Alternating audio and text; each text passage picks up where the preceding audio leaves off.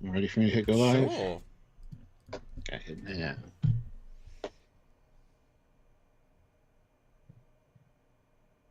You're copying me, Stuart. No, I'm not. That didn't. What? Hi guys, we're live. How's it going? With our, again, shiny, dark yet shiny yet snazzy LCARS. You know, it's a good time for an ad, apparently. Wow, that's harsh, YouTube. Is YouTube scratching for more money? Do they need more? That's a bit of a... Wow, okay. Yes, Stuart, does the thumbnail give away what we're doing today? With the tiny thumbnails I'm having to create now, text-wise? Yeah, I think so. I think so. What are we doing, Stuart? Yeah. It's your pitch this one. Yeah, the end credits of episode 1 of Picard, season 3, which I think are going to just become the regular credits at the beginning of each episode after this. Yes. Because each season of Picard has had like hidden clues and stuff in the trailers. Well, its title sequence has been changed. Title sequence, yeah. To kind of show you kind of foreshadowing as to what's coming. So there's some cool stuff in here for sure that a lot of people have wanted us to talk about. We figured we'd just save it for live and chat with you guys about it in real time. So. Even the point of an edited video, we think, would take away talking to you guys, because you will see stuff that we won't see. So this interaction is very important to us. And briefly, yes, Raptor, there's been a whole thing you guys may have noticed, both on the Titan information and the date information. I don't know, there's been... It's funny what gets grabbed by the Trek media. So Raptor says, in our Voyager B video, which we filmed on Thursday, so that was the day it came out content, we said that season 3 takes place in 2404. So, you know the story about this? I can do the confirmations. I don't know the story about this. Okay, so listen up, everybody, because there is now an answer. So, we know that season 2 took place in 2401, because season 1 was 99 to 0, and what goes into anyway. Now, I was told by somebody in the production at some point in the last year, as in our many talkings with many people, it came up, it's 3 years later. Okay, yes. That's what we knew. That's what we said in our video on Thursday. But then, once the Frontier Day concept became, people grabbed hold of it. You know, trailers don't necessarily see it, but people saw the episode. Many people said, well, 250 years since Federation is 2411.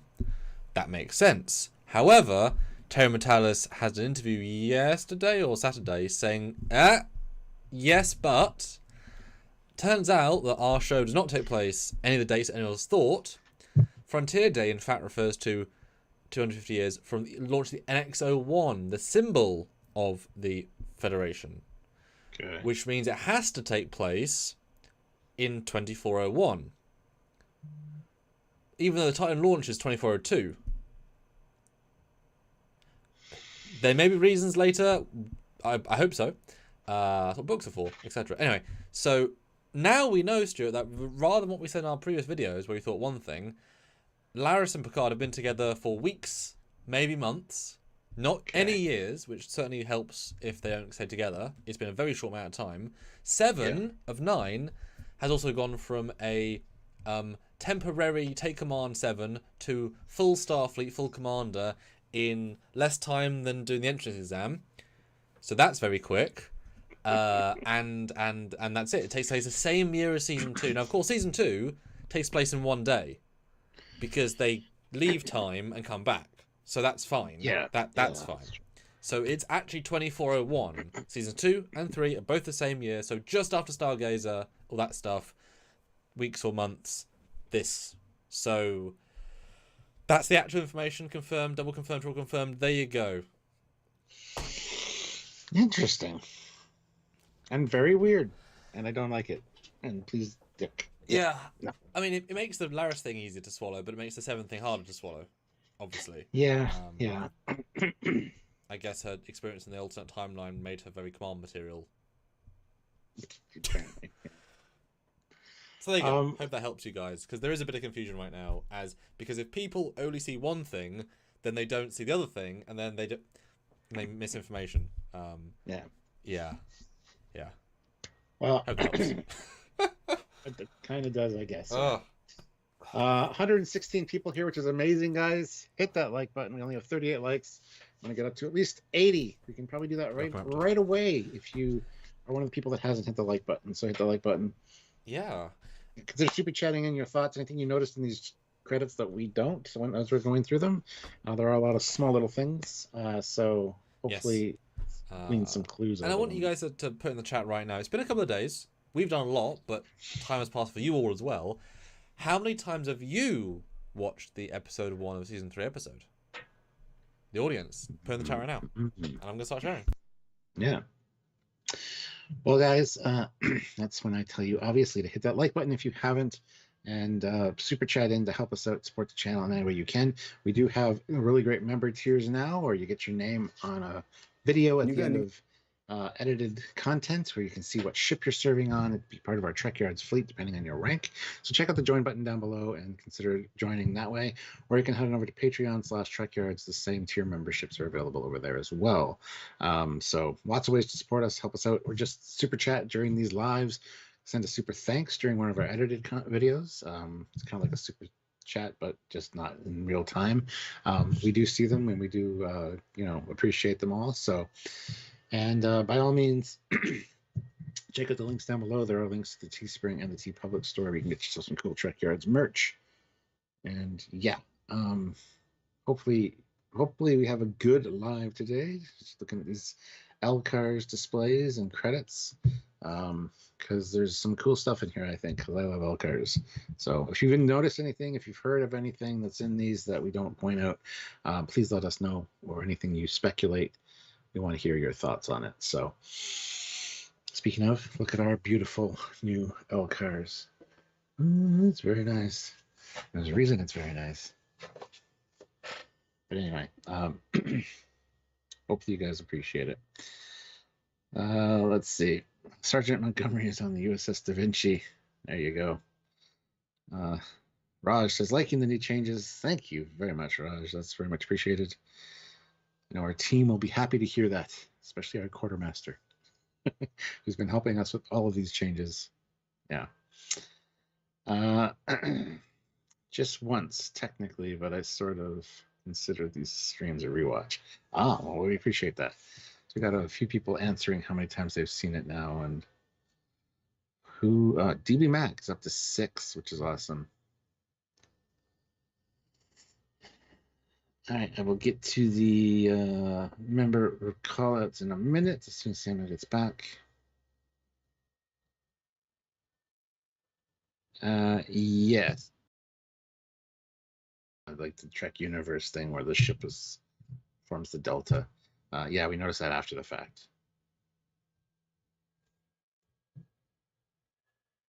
Avarice, that animation. You didn't watch them. Now you got to watch them. Really great.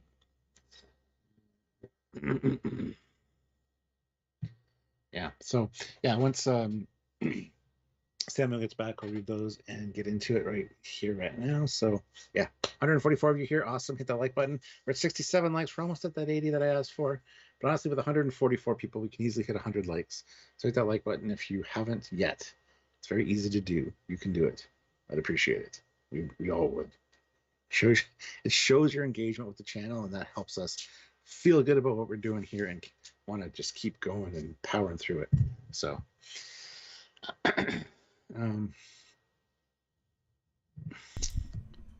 yeah. Oh, sometimes Facebook's gonna Facebook and do things to your posts, but it's all fine. Let's move on. Hi, Stuart. Some people, there's some people have seen it 6 times, some have seen it once, 3 times, 2 times, 5 times. Wow.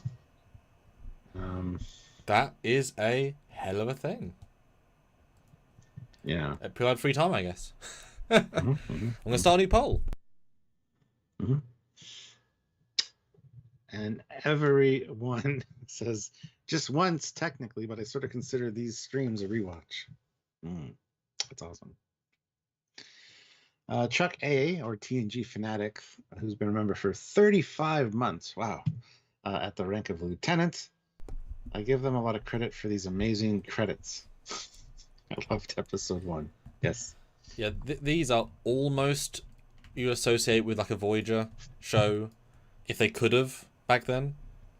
They're sort of that sort of style. A few more of the primary orangey colours would be lovely, but that's not this new LCARS style, which is fine. And read the poll strip, of course. Just 1 second. But Doc McGillicuddy, member for 9 months at the rank of Commander. Thank you. Commander. I hope everyone is okay. I haven't been around early January. I had a seizure and ended up hospitalized for 36 days. Oh, goodness. Miss you guys. Hope everything is going great. Oh, my God. Sorry to hear that, man. I'd like to think... I noticed you were absent. Yeah. I'd like to think that your comment implies you're feeling better. Yes, that's the thing to take away from that. Gosh. Glad you're talking to us. Good to see you. Welcome back. Hope you're feeling better, man. Goodness. All right. Let's see what this poll is saying here. Yes. Picard Season 3. How excited are you for the next episode? Lots, some, or meh. Go vote. And Bradley has a great comment, which actually is worth noting. Do multiple watch-throughs help with Parent Plus metrics for the show? That's true. They never talk about ratings. We have no idea the viewership for any of these shows versus old-style media. So you would like to assume, at the very least, because they've got more advanced metrics, they would say, they watched for 2 hours straight for a 1 hour show as if they've repeated. I assume that stuff's there. But yeah, I guess, if you want to show support for Picard, maybe even have Picard on in the background. It will probably be a metric they'll note. It's got to be somewhere. That's interesting. Yeah, I wouldn't know what to say about that, how that would work. Because they know how many people are watching, and the hype online is one thing, but if a show's getting 1 million views or 6 million, but less people talking about it, I don't know. Huh. Yeah. Picard Maneuver says, loving the new LCARS, guys. Very true to the show. Yes, they are. They're very fantastic. Wonder why. And they look great in motion. Ian Smith, member for 11 months at the rank of Lieutenant, says, did anyone else get Marvel movie vibes with the end credits? Loved everything this episode and cannot wait for the rest of the season. Yeah, I think Marvel makes sense. Yeah. Yeah. They're very Marvel-like, and they're very techy, which I love. I love the LCARS stuff, so I was just like smiling ear to ear the whole time. But it's also really artistic. It's a great balance. Because for a long time since the Westworld, well, I guess Game of Thrones and Westworld came out, they went for very abstract, nice but abstract sort of tile sequence. Very, very the same. I believe one company had most of them. Like, that's their bread and butter. These sorts of abstract things, and they're fine. Like watching Discovery fly over sand. It's like, cool. It's fine. This is just a whole... this feels like the effort level is much more.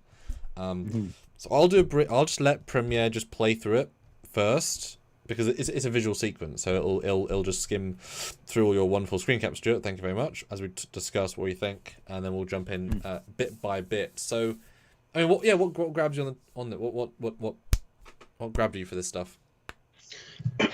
Well, first of all, as you know, I love LCARS. See, they're always behind me here. It's a little bit of an LCARS junkie. So just seeing these, I was like, ooh, okay, I'm gonna keep watching. Normally, I might tune out. I didn't watch season 1 or season 2 intros for the show because I didn't really like the music very much. And I was just also, we reviewed them and then never looked at them again. Yeah. But this one really grabbed me, and again, new colors, new things to look at. And the way that it's not just like a static view or just like a panning view. It's like up close, and sometimes you got like the other reflections and stuff.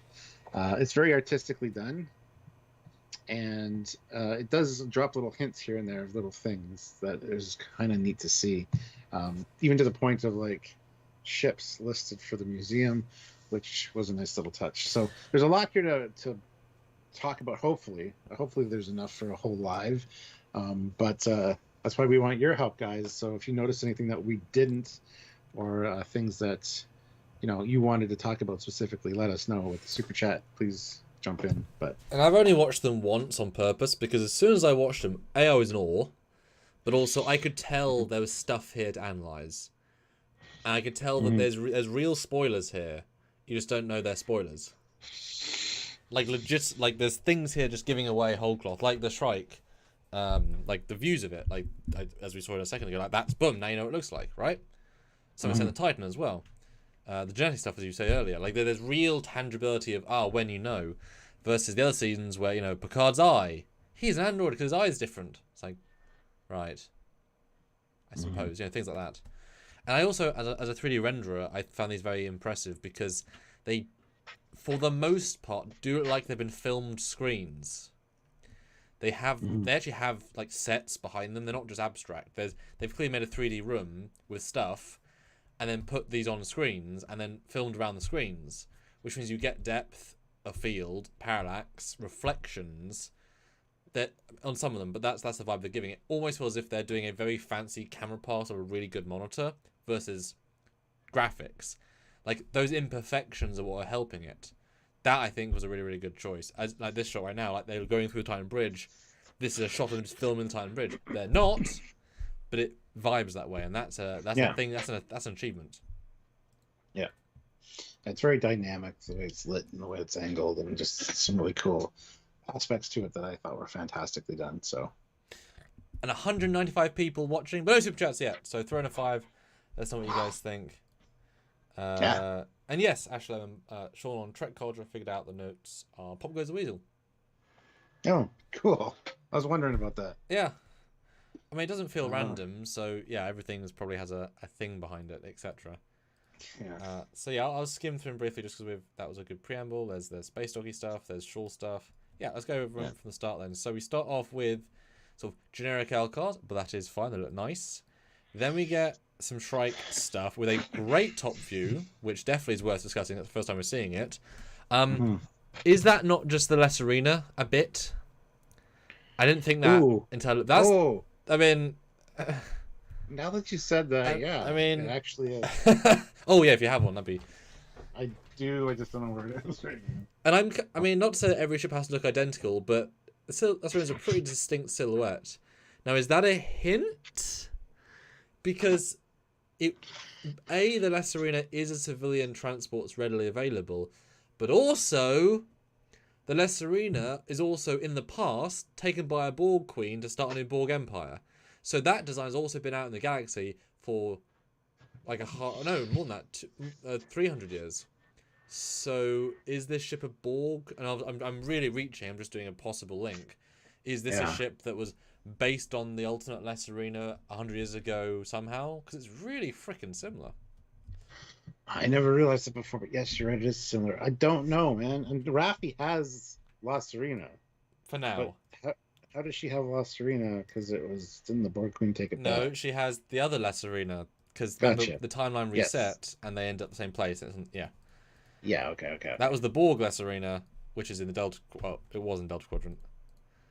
I'm so confused. But there has been less arena design and all the tech in the universe for 300 years. That's true. But now we know that John Eves did design this and the less arena. No, he didn't. No, he didn't do less arena. He didn't. No, so this is John Eves' design. Now, what do you guys think? Is there a connection here, or is it entirely insane coincidence? Because that's really close. It's an insane coincidence. Oh, Tuscan. Yeah, Cosmo. Oh, what did Cosmo say? That was Data was whistling in the encounter at Farpoint. Nice. Yes, I like that. But yeah, read what Tuscan says. Tuscan. The sets are reused Lost Arena sets based off the sets of the trailer sets. Which they are. Yeah. Which is sure, but you don't need to have the wings though. Well, that stuff doesn't necessarily make sense. And it'd be odd to have a homage because even the aft like slicing elements are there. Very strange. Yeah, what language is this too? Like this is obviously a Federation LCARS display. You can tell all around it. Yes. But this is very alien-like in its design configuration and language. I don't think there's any indication as to what it could be, but it also feels like a Mike Okuda has thought through a language. There's an actual tangible quality here that they haven't always had. Sometimes, but not always. Yeah, I mean, I certainly is this them. I mean, these aren't literal, but some of them seem to be literal. So let's not pretend these might not be moments from the show. Is this them connecting to the Shrike's data core and its schematics, or is it linking to a file on the ship which happens to have information in their language? That seems less likely. But it's definitely an alien language that is interesting. it could be like, yeah, so it could be some kind of like override link. Oh, that's interesting. Like you're getting access to their systems. That's It's good. kind of like a prefix code. Oh, I like. Oh, and that would make sense. Terry loves the movies, so if they prefix code as a twist in the end, that's good. Oh, I like that. Yeah. Yeah, because it's like one of their control panels. You can control any aspect of the ship from that. Maybe if we're going literal, maybe that outer yellow ring is shields, and it just goes red, and that's all. That's all. Yeah, that's cool. I like that. And a lot of people are saying Zindi vibes, like the Yes, for sure. But as or Narada, I mean, that's the problem with going pointy. When you go down direction, clearly pincers was an inspiration, which we'll talk about as well later, I'm sure. Pincers and forward stretched. There's only so many ways you can make pointy forward-facing things. Like I designed a Riemann fighter for Romulan War, and it's like, I mean, it's a forward-stretching fighter with points. Like points only can look at certain angles. It's annoying how quick you become. Well, obviously. And Bradley Thomas says Riemann pictographs. I compared them to the ones featured in Nemesis, and they look similar. Well, I would buy Riemann design. I would buy Riemann design too. It looks just repainted. Yeah. Or even maybe it was in the cloud so long that it got brown. I mean, that's stupid, silly, but yes, I mean, yeah, Riemann. Yeah. And it's not giant, but and yeah, the one that I said I thought it looked like was Sona, which Matt is saying right now. I wondered if it was some Sona vibes in there. Kind of, yeah. Parasitic, Vidian. Well, that'd be a hell of a pull. The Vidian's back. Borderline ship. That'd be harder to explain. Although Terry did talk to J. Marcus Stravinsky on Twitter like 2 days ago. There you go. It was a funny, like, oh, okay. But Brendan has an interesting comment. Would love to hear you guys' thoughts on this. Would you guys do a watch along of each episode? Doesn't have to be as a premiere, but maybe a day or two later. Would love a live commentary on this channel. Would you guys join a live commentary of the episode? We obviously couldn't show the episode, but we could do like a backwards grey. There's something we could do to make it probably watchable with no audio. Would you guys join? It's kind of a vote now. I have to watch on my phone to have audio, but that's neither here nor there. But would you guys be there? And obviously super chat, because that's what funds the channel. So let us know. Yeah. Yes or no in the chat right now. Matthew DeFritis, though, member for 4 months at the rank of lieutenant. Speaking of end credits, how much we want to bet we have space autographs for the TNG cast similar to the end of Star Trek 6. Yeah, I wouldn't be at all surprised. That's the way the last episode's gonna go. Yeah, but is that too on the nose? I mean, it's very on the nose, but is it too on the nose? No. Okay. So let's see. We got sure, yes, yep, yes, 100% yes, hell yes. If we said start now and we started it, I would watch along. Says Joe. Thanks, Joe. Yes. Sure, why not? Wow. There you go. Yeah. Well, might be something that we will do. We've been thinking about things like that. So, yeah. Bear with us as we get things set up. I've been doing a bunch of like channel changeover things and kind of improving things and changing some things around. A lot of people have noticed, and we really appreciate that. That you guys have kind of said that you like the changes. So just bear with us as we continue to make those changes and kind of settle into what we want to get the channel to. Speaking of 250 people here, which is awesome, 110 likes. Also great. Hit that like button, though. We want to get up to 200 likes. So if you're one of the people that hasn't hit the like button, now's the time to do it. Let's get to 200. And super chat, guys. Let us show your support for the channel. And we do read every super chat. So we do like your input, and we want to read it out on the air. So super chat. Lodex already stole the autograph Thunder. Yeah, but it's not live action, so it won't be quite counted in the same way. Yeah. And yes, 26 minutes in, no super chat. That must be a record for us. Wow, crazy. Ooh, it's not a good record. Not great. So yeah, then we have more nice LCARS. Red alert, it looks like. Because, of course, pew pew danger. Now, the next one's interesting because... Oh. Hold on, go back a second. There was one there right after the ship that had the GGC tag, whatever. That's genetic coding. Okay. Yeah. I thought I got more grabs of it. because it's kind of anyway. So there's a lot of genetic coding stuff in here mixed in, which we'll see later as well. We're not picked up on that, so good job. Yeah, so I don't know if that's clone data or what that is. Everyone loves their clone theory. Because there's no evidence on floating clone around at all, though. Because even Mike on bloody Red Letter Media said it. It's like, where's he getting cloned from specifically? I said that early on too with the I know trailer. you did, but why did you think it too? Because he kind of looks like Jack Crusher. He kind of looks like the young Jack Crusher that Wesley visited in the holodeck. He's got the same kind of hairstyle. He's got the same kind of look, same kind of age. I suppose. Brian Donaldson, though, $5. This was the video I was most looking forward to. Well, you can take part in it. There you go. So, yeah. Anyway, moving on. But he looks like him. You say that, Stuart, but we had Justice for Duquesne. He looked like Duquesne. Wasn't Duquesne. You were played by Duquesne guy. I know, but let's not pretend. It was the exact same guy. It was the exact same guy, though. I mean, if they're, just yeah. Sorry, just I thought I'd throw that in as a little curveball. Moving along.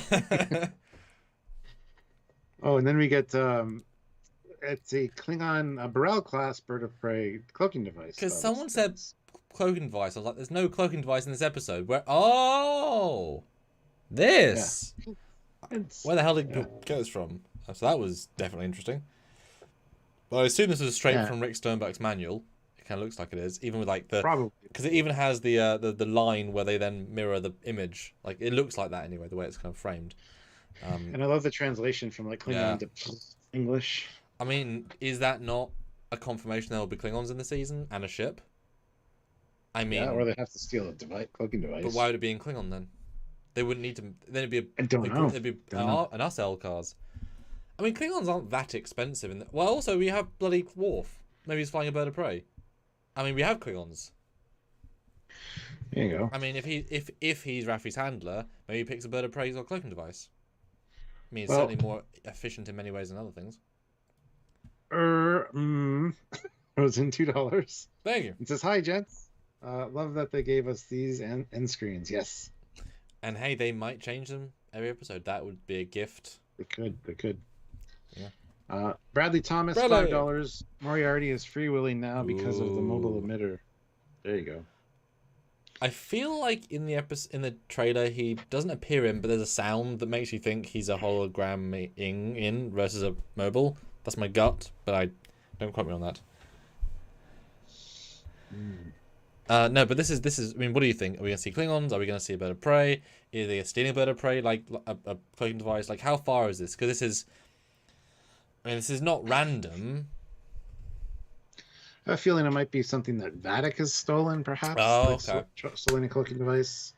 That's good. I'm sure we will see Klingons. I would love to see a bird of prey. Love to see, Chancellor Martog like swoop in and like. Well, and let's be honest, we did see in the. I think we can say now museum because there's a museum, like the museum shot. We did see a Burrell, the bounty. That's what it is. I bet you it's the bounty's cloaking device. Well, that wouldn't still be on the ship, though. You'd think after. No, it'd be in like the museum or something though. Like it could be on display. Oh, and this is. I made the joke that it was at the bottom of the bay and the water was affecting it, so it kept cloaking and decloaking, and they had to try to clean it up. Oh, that as a reason for going to the museum entirely. That's a good reason. Oh, maybe. Yeah. Especially if maybe Shaw is a fan of old school missions, say. Because we know that Terry specifically wrote the character Captain Liam Shaw, and Terry loves the movie, so maybe he imparted some of that knowledge into Shaw. So Shaw knows the mission and says, "Oh, I know where we can get a cloaking device." Where? Well, there's one currently on display at the museum. I think we can fix, and maybe Seven says, "I think I can fix it," because of course she knows how stuff works. It might be old, but all they have to do is stay invisible, not necessarily stay undetected. And this maybe they've got like a cute little exhibition with Klingon text. I mean, that'd be cute. Yeah. And maybe the Kronos people, the Kronos people, Jesus. Maybe the Klingons said, "Hey, it's literally 100 years old, right? It's outdated. You don't need to give it back. Like everyone can detect through it." I feel like that's a good theory. Yeah, I do too. That's a good reason to go to Geordie. Yeah. And he'll be like, that's dangerous technology, and also you don't want my help. You want Blade cloaking devices help. That's good. Yeah. Ooh. Could be why Jordy looks so pissed off. Yeah. Matt Boardman can't wait for you guys to see this next episode. Yes, you know more than we do, obviously, because you've seen it, and yeah, you're probably like, I know exactly what this is all about. That's true. I can't wait for them to see it. all Matt just put in. You're all wrong. 100%. Oh, everything you said is wrong. Yeah. And it's funny. It's true. This is discluding Picard season 2, episode 1. Where does this rank on your most excited for next part out of the last 5 years of New Trek? Excluding the last season of Picard? No, season 2, episode 1, because that was the one that this would beat or go up against. Well, season 2 or episode 2 going into episode 3 last season was also great. Sure. The Confederation stuff. Okay, so that one, yeah. Does it beat all Discovery cliffhangers? Yes. I'll say it seriously. Does. Don't laugh at that. I was being serious. Oh. Okay, let me think. They have lots of things that go on, Stuart, and there's some good cliffhangers. Yeah, no. Every week for Strange New Worlds, I was looking forward to it because it was a new episode. But this much though. No. Okay. This season has been really built up as far as people talking about it and stuff. So I'm super excited to see where it goes. Yeah. So yeah, the excitement level is definitely. I mean, I would love to watch it right now just to see what happens. And narratively, it's engaging me. But yeah, read Brendan's because I also agree. I'm thrilled you said it. Thank you for saying that. Brendan says, "I'm selfishly glad you guys didn't get access to the season like other creators. Your speculation is half the fun of your content." Well, thank you. That's one of the reasons that we're kind of happy we didn't see it as well. Yeah. Because this would be a non-video. We'd always be lying. We'd be actually saying everything. It isn't. Yeah. Oh, it's not a Riemann design. What's that, Sam? Nothing. Like, we can only fake so much. But no, this is, I agree. And we want to live it with you guys. Because you're here, the almost 300 of you are here to work out with us the secrets of this season. And you will know, and it's recorded, if you're right. And you have always, you as the Team Trekyards, have brought upon some great ideas. So keep going, keep playing. Yeah, this is good. Sergeant Montgomery, member for 26 months at the rank of lieutenant, says Mir Beverly flees from the tyrannical Picard and gives Prime Beverly her 10-year-old son. That would explain his age, plus TNG never had a Mir plot. Ooh. Oh. Bold? That's one word for it, yeah. But see, they did have a Mir plot. It's right here. Mir Universe Collection, IDW Comics. Stargazer, yeah. Huh. Okay, well, let us know now. You all, would you like to see a mirror? I mean, a mirror subplot. I know people said there might be a mirror thing. I don't know where people think that, but I mean that's weird. It's the trust no one line, and blah blah. Blah. But isn't there an easier explanation though? Yeah. The easier explanation is, remember berries. No, remember Tasha Yar got basically time cloned. You don't even need a mirror universe. All they have to say is maybe that at one point, oh god, even go super dark with it. Maybe there was a mission in TNG we never saw, where Wesley got like cloned, like he got time alternate universe where a different Jack Crusher's, they got pregnant on a different day, creating a different child, and that timeline got erased, but he survived, and he didn't find Crusher for years. He's literally like a Tasha Yar time clone. Then it's not mirror. I mean, there are things we didn't see that they could use. Everyone unanimously in the chat is like, no mirror universe. I mean, I would somewhat agree, but I mean, if they could be done well, we didn't get a TNG mirror universe ever, so that pisses me right off. That does. I know. Bradley Thomas, $5. Does the Treaty of Algeron still apply to the Federation, even though Romulus has been destroyed? I don't think so. That's a tough question if the treaty would still be active even after the destruction of Romulus. I would say no, would be my first guess, but I could be wrong. I honestly don't know. Do you have any thoughts about that, Sam? Sorry, say again? About the Treaty of Algeron? now that Romulus is destroyed, is it still in effect for the cloaking? Oh, no, but they'd do something else, I would assume. But also, if Picard's trying to save Beverly and he's late in life, he'd probably say, "They'll never find out. It's fine." I mean, clearly Beverly's broken rules, whatever she's doing. Yeah. Ensign Ricky, though, $2. The ending credits were opening credits, to be honest. Yes, I think they're going to be the opening credits for every other episode. Titles, Stuart. Credits are at the end. Well, it's the title sequence. Credits are at the end. Yes. They're also called credits sometimes. I know, but most of the time it's a misnomer. I know, I know! It's just... You're going to hit me. I don't like it. Please don't hit me. I'm film, man. I'm film. Sebastian, €5. So, I'm not the only one who thought that ship which showed up looked like a Riemann design. Mm-hmm. No, you're not the only one that thought that. Yeah. I just wish we would have been more clear as to what it actually was. I mean, that's next week, Stuart. It's fine. I know, but it was so anticlimactic. It was. Who's chasing you? Who's hunting you? I don't know. Look for yourself. Okay. Wow, that's exciting. I mean, did you see the teaser scene? Because they give that away. No. Okay then. Minkin 2 says set yes Enterprise timeline because Enterprise C won the battle, hence the Captain Garrett statue. Well, yes, because that's the main timeline. But yeah, okay. So that was cloaking device. Cool. I'm gonna call out being the one in the museum. That's awesome. Or not. I mean, either way, it's fun. Or Worf needs to steal one as well. Like both work, but that's a really cool idea. Okay, now you get the stuff. Now you can talk DNA, Stuart. I want to hear DNA stuff. Okay, hold on a second. Entertainment Pudding throws in $5. Thank you. Maybe Alexander will show up with the cloaking device. I mean, we can have double feature Alexander. I mean, I would like to know what happened to these people. I mean, throw me Alexander. I'd be happy with that. Yeah.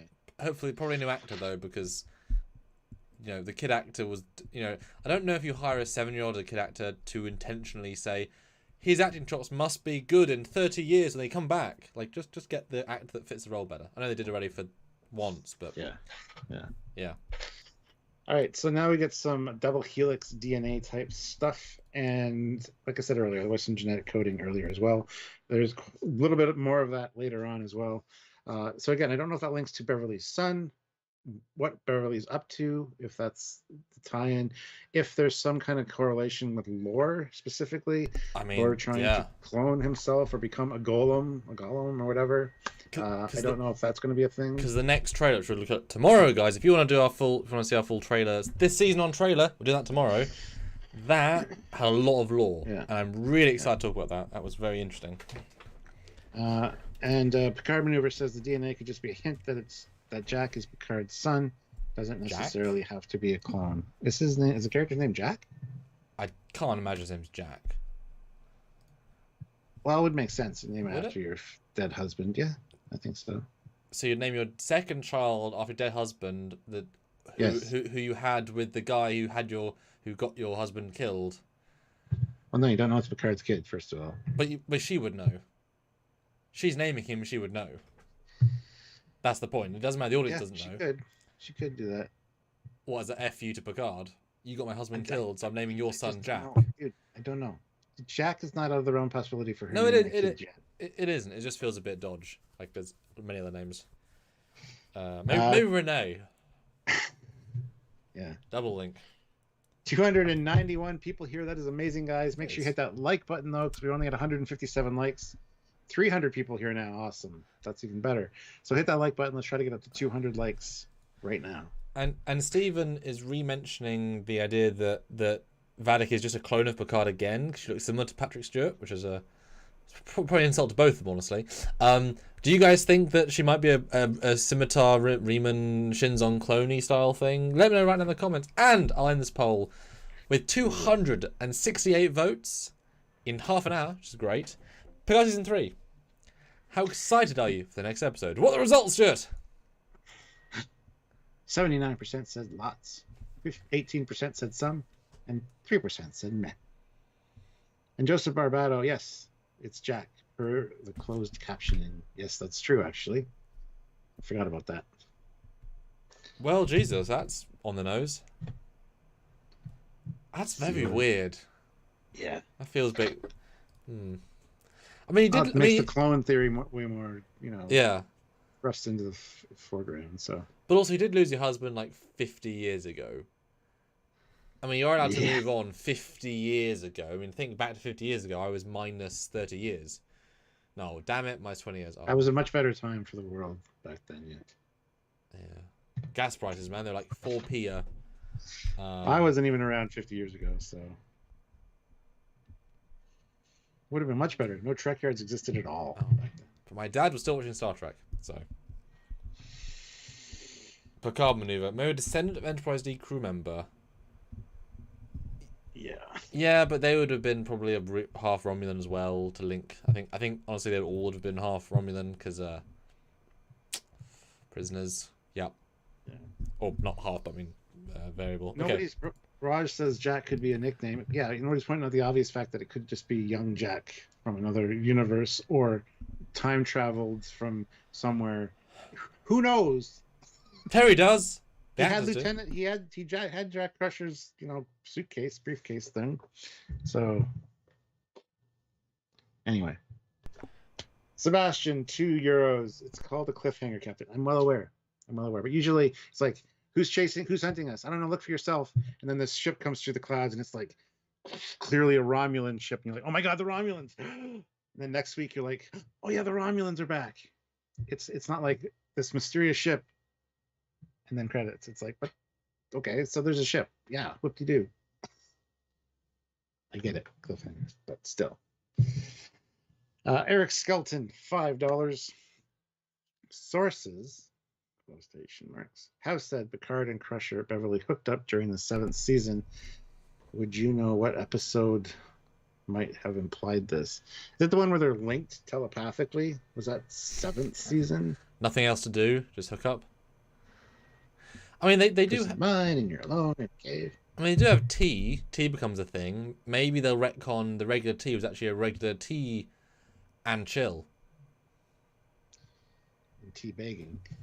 Nope, don't think she's into that. She's too civilized for that. New poll, Stuart. Read it out because this will decide once and for all if 300 of you vote. Is the new character of a clone of Jack Crusher? Yes, Jack Crusher cloner. Nah, not that. Nah, not that thing. Yeah. Being direct. Yeah. Okay, so then we have. Oh yeah, well we're still not clone stuff. All the genetic. Before that, though, Matt Boardman throws in $5. I think it's fair to say that one can move on, but still retain a love for a partner that left this life before they were meant to. Oh, you'd like to think you all would. Yeah. But I'm just saying that you wouldn't have the same strong emotional feeling about naming your son or daughter after them after 50 years as you would 1, 10, 20, 30. 50 years is an entire lifetime ago, so you might think, oh, that's just... Yeah, but it might be hard to name a kid their name... Like, I wouldn't name him Jack. For quite a long time, because just the thought of the name or hearing the name... I don't think I ever would name my child the name of my dead partner. Sorry. I don't think I would either. No. But it's not our story, so that's why I don't think exactly. it feels. That's why I'm like, that feels kind of gross to call him that. But yeah, that's me personally. So if this isn't cloning, what other genetic things do we have? Is it maybe a Riker thing? Maybe he's ill, and that's why he was being sad with the gals back home and he left, and then that's why he's all go-getting with Picard because he's ill. Not dying, but maybe ill. Maybe. Raffi? Yeah. Or maybe affected by the drug she takes later on, accidentally or whatever. It's affecting her slightly. Yeah, there's so many possible things. Come on. Yeah. Could be anybody. We could come up with anything. Well, it's not going to be Elnor. I mean, it can't be anybody. We could come up with a theory tying that in, sure. Peter Lukaku, $10. Just joining in. Where are we at? We're near the beginning. Don't worry. We're at the genetics. Vote the poll. Have your voice heard?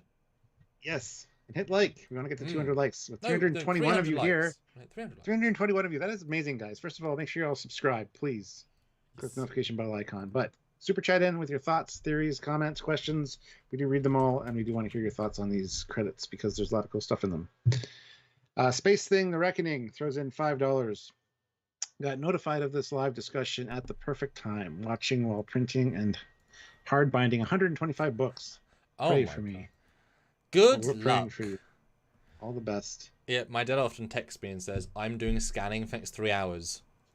Yeah. Guess what I'm listening to? Yeah, which is always nice to hear. Because, we've said this before, we have lots of great, like, podcast, like, car content.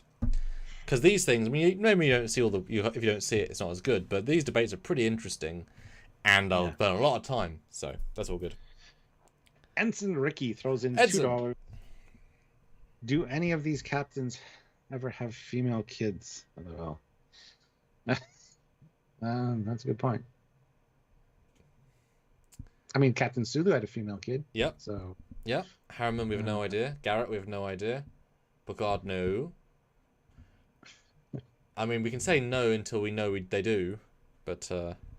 I mean, was it Geordie? Geordie's a Commodore now, so. He skipped captain. Skip the captain rank, or if that's like instead of captain, maybe. I don't know. Yeah, I think Sulu did have more than one child. I think that was said somewhere. He had more than one. Yeah. He feels like a guy to have more than one.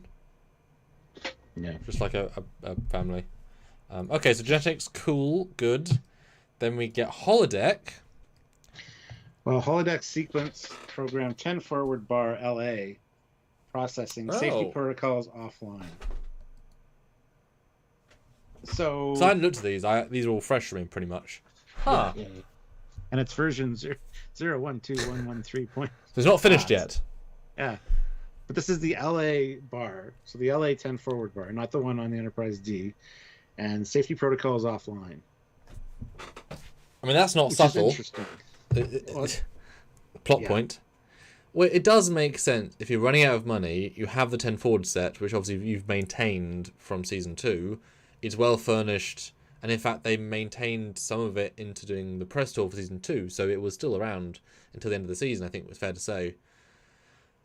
Somewhat, maybe it'll be a similar scene to in vibe to First Contact, when he activates a holodeck program for somewhere he knows just to shoot someone, to have a dramatic confrontation. But I'm never the biggest fan of holodecks to let you use another set to save money. Using Shadow Picard in season 1 just felt so unbelievably cheap. Versus a ready room, a simple ready room for Picard. Oh, can you imagine if they built like the Enterprise D ready room instead for season 1? I'd love that. I mean, that would have been incredible. Yeah. Because I felt like home. He could have meetings there. Could have been like, obviously fan service, but I mean, he would feel at home there. And if he's at work, you might argue more in his own house, which is that's a few years ago, but that would have been great. Mm-hmm. Yeah, so I don't know what this implies necessarily, but it's interesting. Like the safety protocol is offline. That like blinked off and on. It's like try to get a shot of it with it on, obviously, but I don't know. Well, and Dan says about the love for the movies is to be a Tommy gun scene from First Contact, which I said earlier. But there's love for the classic movies. They aren't pulling from the new movies as much, so I wouldn't necessarily take that for granted. You got to think First Contact was one of the better movies, so maybe that would be one they would pull from. Sure, but I'm just saying stylistically that's not in general what they're pulling from. But also, Stop George says, I wouldn't be surprised this is a holodeck program made by Moriarty. Ooh. Mm. That explains seasons 1 and 2. They were all in a holodeck program. Moriarty trapped them there. They find out they're in it in this season. He's in TNG costume and he walks off the set and then he goes to 10 forward. Yeah. And Yeah, so the last 2 seasons were all holodeck. Moriarty's holodeck. Yeah. Boom, baby. I think you're right. It was all a dream. The epicest of retcons, for sure. The reason I'm skeptical about that is because he is a super intelligent computer program. Why the hell is he on version 0.12? He could process building a program that easy into like version like 16.4, right? That feels very like Picard spent 12 seconds, 10 minutes programming something just basically, and that's why it's super not finished. That'd be my note there. And also, I would feel Moriarty would recreate the 10 forward in Enterprise D to do a dramatic scene because that's the ship they know versus a bar that he's never been to, at least potentially. Yeah. That'd be my gut there. Emo Cecile. If Moriarty wrote seasons 1 and 2, he's a lousy writer. No, he just let the computer do its thing. He just said, "Computer, play this out," and the computer didn't know what to do. Entertaining Pudding throws in $2, so thank you. Jack could be Riker's kid from when he hosted Odan. Oh yes, there you go. That'd be interesting. That'd be a twist. Peter Lukaku, $5. Thank you. Not sure if this was mentioned, but at some point Picard walks onto Enterprise D bridge for Frontier Day. Wait and see, I guess. Well, that'd be ambitious. Bridges are quite expensive, Stuart. I'm aware. Yeah. I think the Enterprise bridge is like 2 million. I think like in theory, most of the first episodes of Enterprise were the bridge, or about the sets, but the bridge is the biggest set, or like a lot of the bridge. But they spread it out over the season. That's why you justify it, because you say, well, it's all our budget now, but it'll be over 26, and then hopefully more years. Well, amazingly, we have 311 people here, and we're over 200 likes, which is amazing. I want to hit 250 likes, though, so if you haven't hit that like button, give it a tap right now. Please super chat in with your ideas, thoughts, speculations, anything you noticed in these that we have missed or we haven't gone over yet. We've still got more to go, obviously. And we want to hear your thoughts. And also, have you subscribed? Because these are the sort of detailed breakdowns we do all the damn time. Like, for example, today's Stuart, what did we release today, video-wise? Ooh, a hybrid phaser. Ooh, which is actually quite interesting. It's one that Jack is holding against Riker's head. A lot of people noticed it. Some didn't. But we break it down, take a look at it, and really...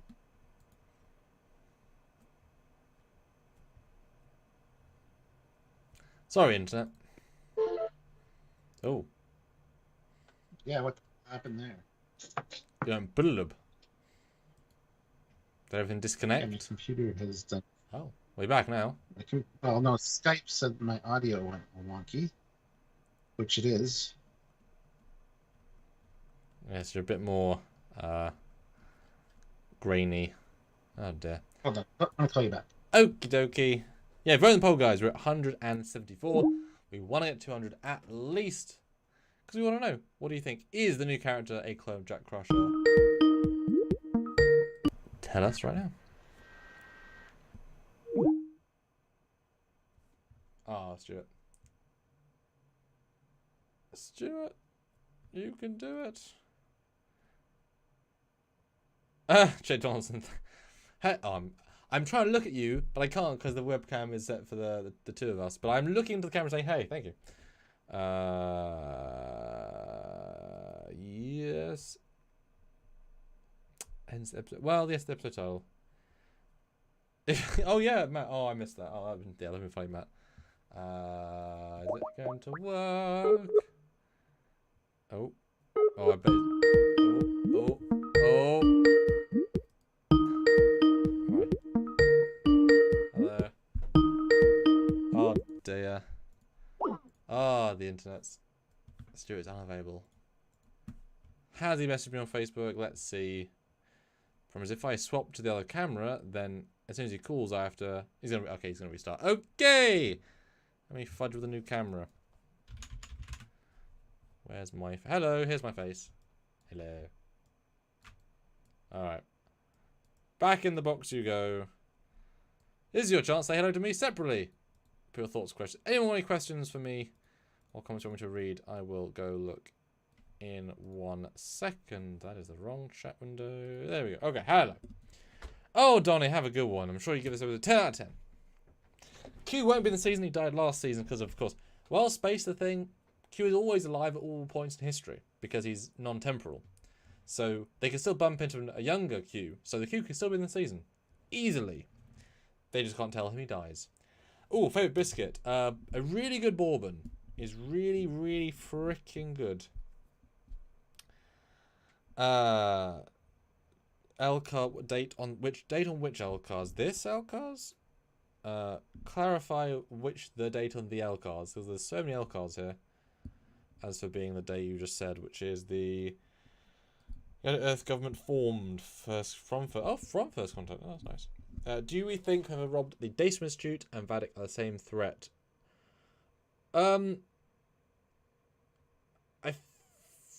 No, I feel like they've got to be the same threat.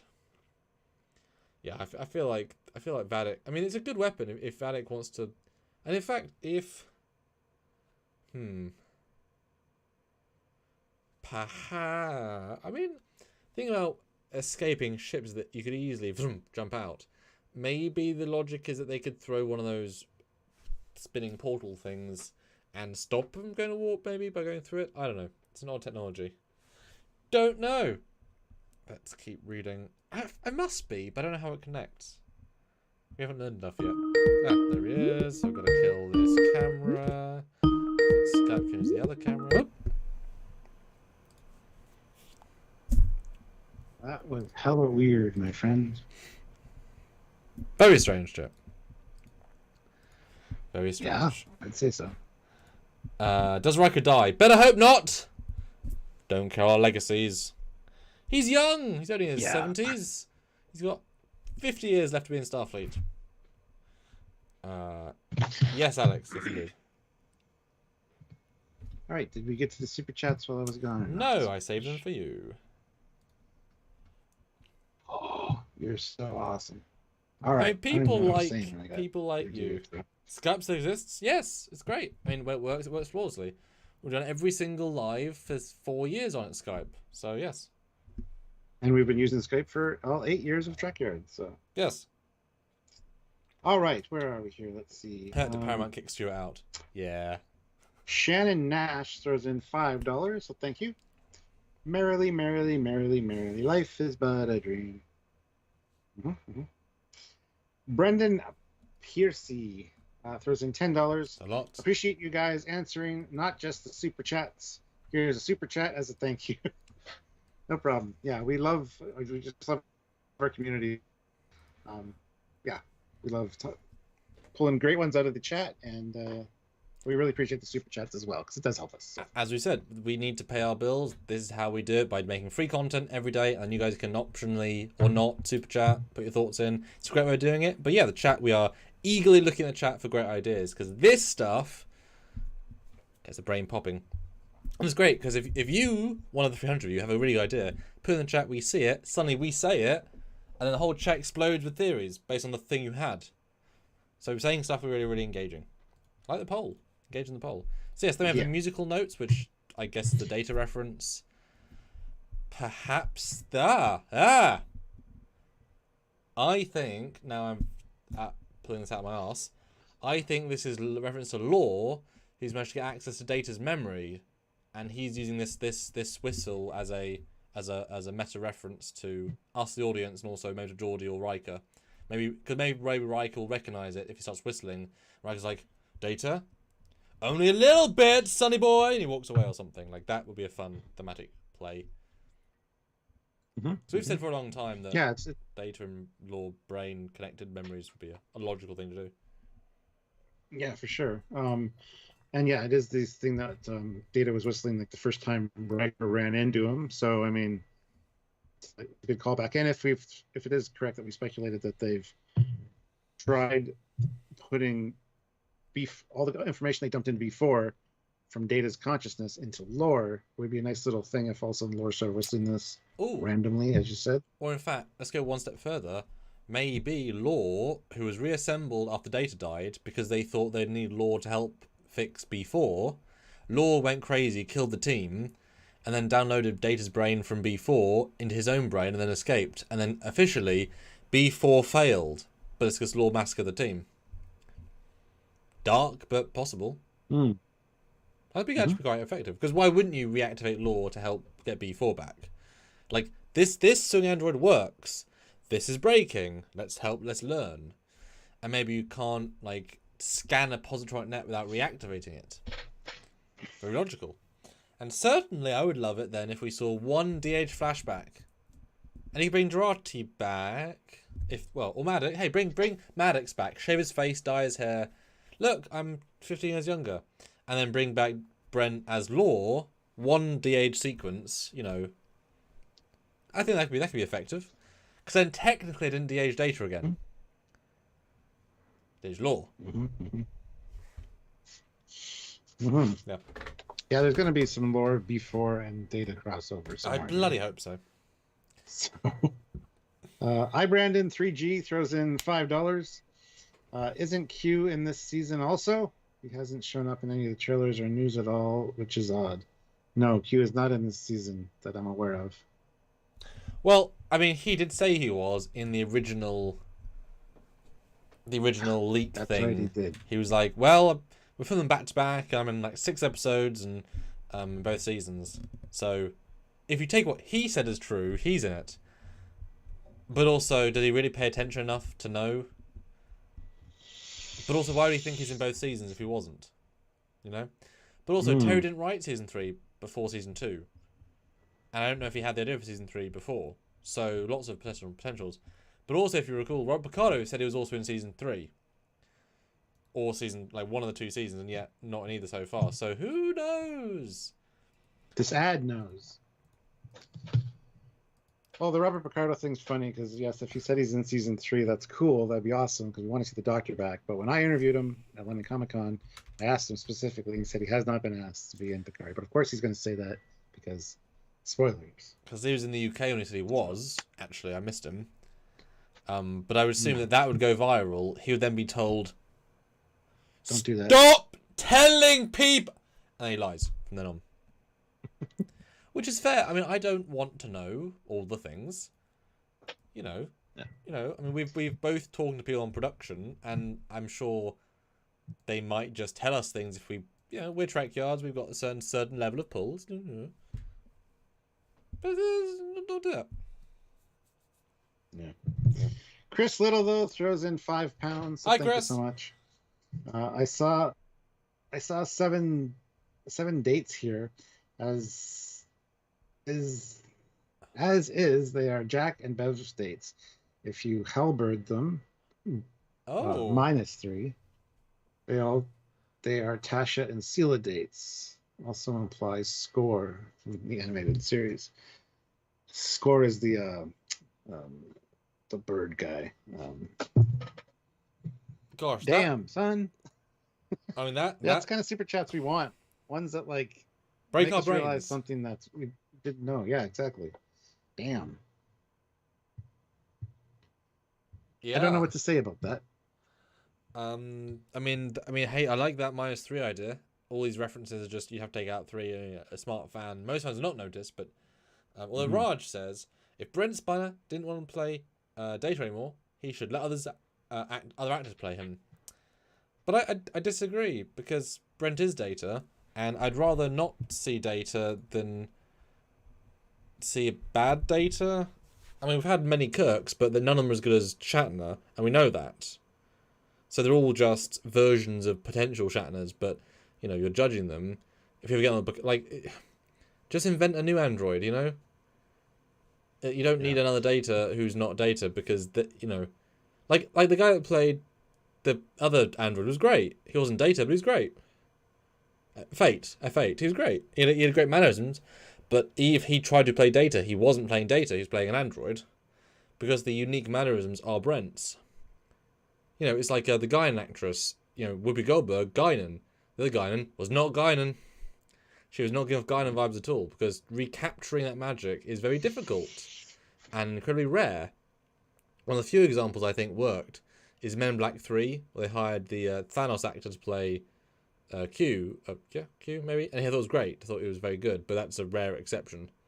For the most part, I think recasts like that don't really work.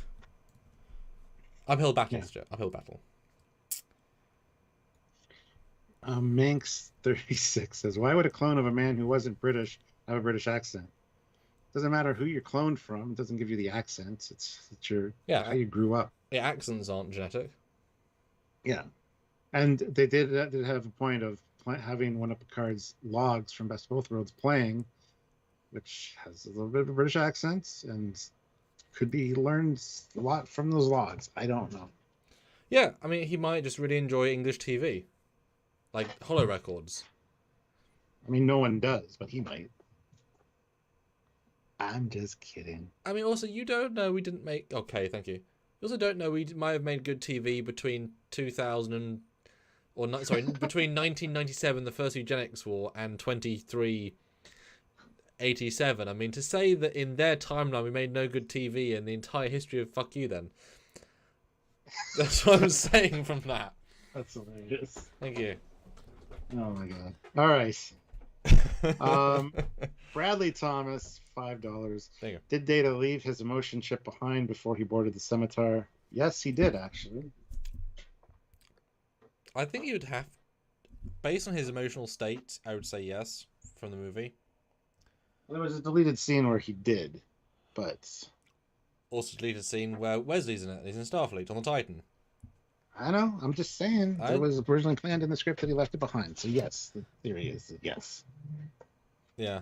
And Darth Eddie, yes, Carol Marcus in the prime timeline has American accent, but Kelvin, English. And Manx36, yes, I've seen Faulty Towers. I was making what is called a joke. I don't know if you're aware of these things. I know your British sense of humor is a little bit dry and stale, but I kind of like the British sense of humor personally, and because I'm Canadian, I kind of have that also, the sarcastic little British humor. But Canadians are known not to be funny in general, so Well, that explains why my you... looks aren't everything, so... I mean, you would know. Exactly. Sean O'Sullivan. Moving on. €2. Have a toonie. Thank you. Get a Canadian pizza with pineapple. Ooh, that's disgusting. Yes, delicious. Peter Lukaku. $10. I never saw the sun shining so bright. Never saw things going so right. Exactly. All right. All right. So then, yeah, the next one is Positronic very brain. much I mean, Positronic brain. definitely. Yes. You can tell even like the silhouette. You can see the eye and the nose yeah. when it first starts. So. Oh, I really hope Law's done right. I really like Law, and Brent's fantastic when playing Android. You know, no offense to his previous two characters in this show, but give me an android. He's good at them. No, Positronic. Yeah. Oh, what? Yes, Dan. I'm just laughing at Evari001. I hate it when Dad and Daddy fight. Well, we still love each other very much. Yeah. We've been together 8 years. And be together just for you guys, for the kids. As long as the kids are around, we'll be together. And I think astoundingly, so little like bickering, never a single like scandal. We just keep going and do the thing and just. Yeah. We're here for you. It's like Stuart. I'll see you every Friday for the next 3 years. Okay, Oh. every week. That's sad, actually. Yeah. I mean, certainly It's like we're married. Honestly, I spend besides Sylvia, I spend most time with you than anybody else. So. I know Marie's not the most thrilled about our time we spent together versus her, who's far away. It's like in the pandemic. I'm farther away. Yes, but also you're right there. I mean, look, you're right there. Oh, look at that. That's guy. how I see you. I see. There's you. Well, there's record you, and there's actual you. Look at that handsome guy. No scandals. No scandals yet, no. Anyway, Oh. Broken Speaker, $5. Memory Alpha has the son's name as Jack Crusher. Would be weird to name a clone the same name as the source, but who knows? Beverly could be crazy now. I mean, yeah. He could be somebody. It could be Jack that got cloned by somebody else. She found out, took off 20 years ago to go save him, and has been spending all this time trying to locate him, and finally found him like 5 years ago or something. Oops. Yeah. Pretty much. And he has become maneuver. We do not. And do our Matthew thing. DeFritas, yes, this is clearly a neural net or positronic brain. Yes. Clearly active, clearly singing, clearly doing things. Mm-hmm. But is it Law or is it? 'Cause I really want to see a flashback now of Law grabbing the Data brain. 'Cause it's such a misconception that Data died at the end of season 1. That was a Data clone. That wasn't the real Data. That was a single cell of his intelligence brought about a clone. I was living in a computer. Yeah. Yeah. I mean, it was data as such as information of data as data, but that wasn't the original information in B4. So there was zero retcon to have him go back and nick it. I mean, neither of us quite agreed with B4 being too old. That the data got deleted. It always seemed a bit odd. Like they could just take it out of him then. Do you want to save one of those decorated officers in Starfleet? No? Okay. That's an odd choice, team. It's a very odd choice, but okay. Yeah. Yeah, and it is very much misunderstanding that Data wanted to die and was dead and just used season 1. I mean, unfortunately, Terry Metalis and these guys, they kind of inherited the problem from season 1 and 2. But but there is wiggle room. See how they deal with it. As we often say. Now, I assume that just like all of the TNG cast, Law is going to be played as a special guest star in several episodes, but they'll focus around him. So, because there isn't that many side characters. Are there any side characters? Actually, are there any side characters? For what? Picard season 3, actually. Is there? Because the captain, I suppose. Geordi's kids. Geordi's kids, the captain, but Seven's not. The TNG cast aren't. Yeah, there's not actually that many. And if they're all on the Titan, that keeps them focused. So I'm saying that hopefully we should see lots of Law because he's not a side character. He should be part of the main story. You'd think. Yeah. Huh. Yeah. All right, then we get some Titan schematic-y things. This is a great graphic, yeah. And rendered. Kind of like going through a systems check, it seems almost, and then powering up the coils. And rendered beautifully. I love the fact that you can feel that distortion of it on a plexiglass screen as it pans. Now, I'm assuming it's telling you the back of the impulse engine's screwed. I'm guessing that's what it's telling us, because that's a big giant red patch where the impulse drive is. Yeah, that's a good point. Yeah. And we do know that the Helios... Well, that's where the Helios kind of slams into the ship, right? So. Is it that? Yes, it is that side, because the ship's facing this way and the Helios kind of slides in. Which is a great shot. I can't wait for that to happen. I mean, I can't. It's sad, but you know what I mean. Yeah. I mean, the ship can still fly without an impulse engine. I mean, it's got 6 of them, so. Yeah. And have you seen how thin those saucer impulse drives are? Yeah. They're what's the reverse of overcompensating? Undercompensating. Yeah, but the more funny one. Actually, no. Look, you can see the impulse engines in the Yeah. Oh, that's cool. I wondered how much detail this actually had, but you can see impulse engines. Huh. Yes, you can. Huh. I wonder what else it's trying to show, though, is what I'm wondering. I don't know. I'd never considered damage from that red part until you said that, but yeah, you're right. I would assume that the red in the coils is they've been attacked by the Shrike and there's just damage to coil. I mean, that's fine, just damage happens. But they have lots of coils. They got two sets on each engine. Actually, that's a good question. Do you think, given the fact the ship does have 2 sets of 2 coils, could it go to warp with only 1 cell working? Yeah, I would think so. But let's see. 2.3. Go to the next picture. Official Starfleet War Damage Report. We got the USS Constance, Constellation class, lost in action. Lost in action on Stardate 44002.3. Okay. I believe that's meant to be the Borg attack. Because that date's pretty well known. Yeah, this Wolf 359. Yeah, so that could be the ship that Liam Shaw maybe was stationed on when he was like a ensign or something. Yeah. This is like 20 years ago. Yeah, could explain his hatred for the Borg. Yeah, because if Geordie's daughter is now an ensign, I mean, that's how long it's been since that. Someone can get married, have a kid, 10 years after the thing we see. Yeah. I'm a little... Oh, sorry. I was going to say for the next picture, it says there's some redacted stuff, but summary, information, and interviews. Oh, yeah. Or USS Constant who led to the ship's destruction. The USS Constance was deployed on the starboard flank. That's all we got, unfortunately. Oh my There's no God, name Stuart. mentioned. We're going to see a Wolf 359 flashback. That would be fantastic. I don't think we will. It would be cool. But because all you have to do is you've already got a Borg cube from the other show, convert it a bit. That's possible. You've already got some stuff in the museum. We know there should be a refit of the battle.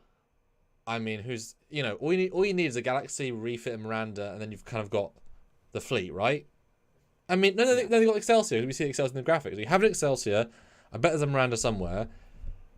Stargazer. I mean, there's Cisco's ship, which was a Miranda. But no, sorry. I mean, the 3D models available to them as part of what we've seen. Oh, gotcha. What we know they have. I mean, if they have a refit, they can make a Constellation, right? That's because all it would take. Because I mean, I think if it's a love letter to TNG, I could imagine. I mean, this is scriptwriter me that we might see a shot of Shaw shaved, so filmed before or after, de-aged a little bit, but beard helps a lot. In a TNG uniform, which would be a big. I mean, for him as well as the actor, that'd be huge. One de-aged shot. He's looking at a view screen, a CG. So he's on green screen, looking at a view screen. Some random bridge, doesn't matter. And we see an exterior. The Borg cube is there. We see one shot of the fleet attacking, and then you can say there's now a new shot of Wolf 359, which I'm sure Terry would like to achieve. And in terms of you understand why, because the thing is, you want to know why does he hate the Borg? Well, if you cut to the Borg cube annihilating, start of the battle, maybe even you do 20 ships flying. It's a 3-shot battle. Bam, bam, bam, bam, bam. All the ships get blown up, and he's just there on the bridge, the thing's in tatters, and he's hearing, the Centaur's destroyed. The Reliant, the hearing casualty, and then it Captain, are you okay? You could have something like that. That'd be very powerful. And we all say, oh, he can't be mean to Seven because Wolf 59 was years ago. Yeah, what if his entire family, all his friends, and everyone he ever knew got killed? It's not, you're allowed to hate Nazis after World War II for a bit. If they bombed your town, it's fine. Just don't be mean, but I don't know, what do you think? Am I going a bit too far, or is that thematically could be a really bold, strong move? It would be really bold, but I think you're going a bit too far. I don't think we're going to see a flashback necessarily. I would love to. Don't get me wrong. I would absolutely love to. But I don't think we're going to get that. I don't have faith in that, unfortunately. Shaw Tuscan says Shaw isn't old enough to be a staff officer at this point if you go by the actor's age. Yeah, but But Patrick is 15 years younger than Picard, so add that on. Yeah. But also, it could be the first contact battle. That's also a giant massacre. And then all you need is Defiant and Sector 001. Yeah, that would be equally horrible. Not equally horrible, but I feel like that seeing the This Borg is in would here be... for a reason, though. This official Starfleet war damage report is in here for a reason. So, and it says lost in action, so destroyed. That's cool. And interviews with, as in information was learned from the battle. Or maybe, oh god, could you imagine? Survivors, yeah. Could you imagine going even further? Maybe they rebuild one corridor, and you see Borg beam in, and there's a sub mission, because they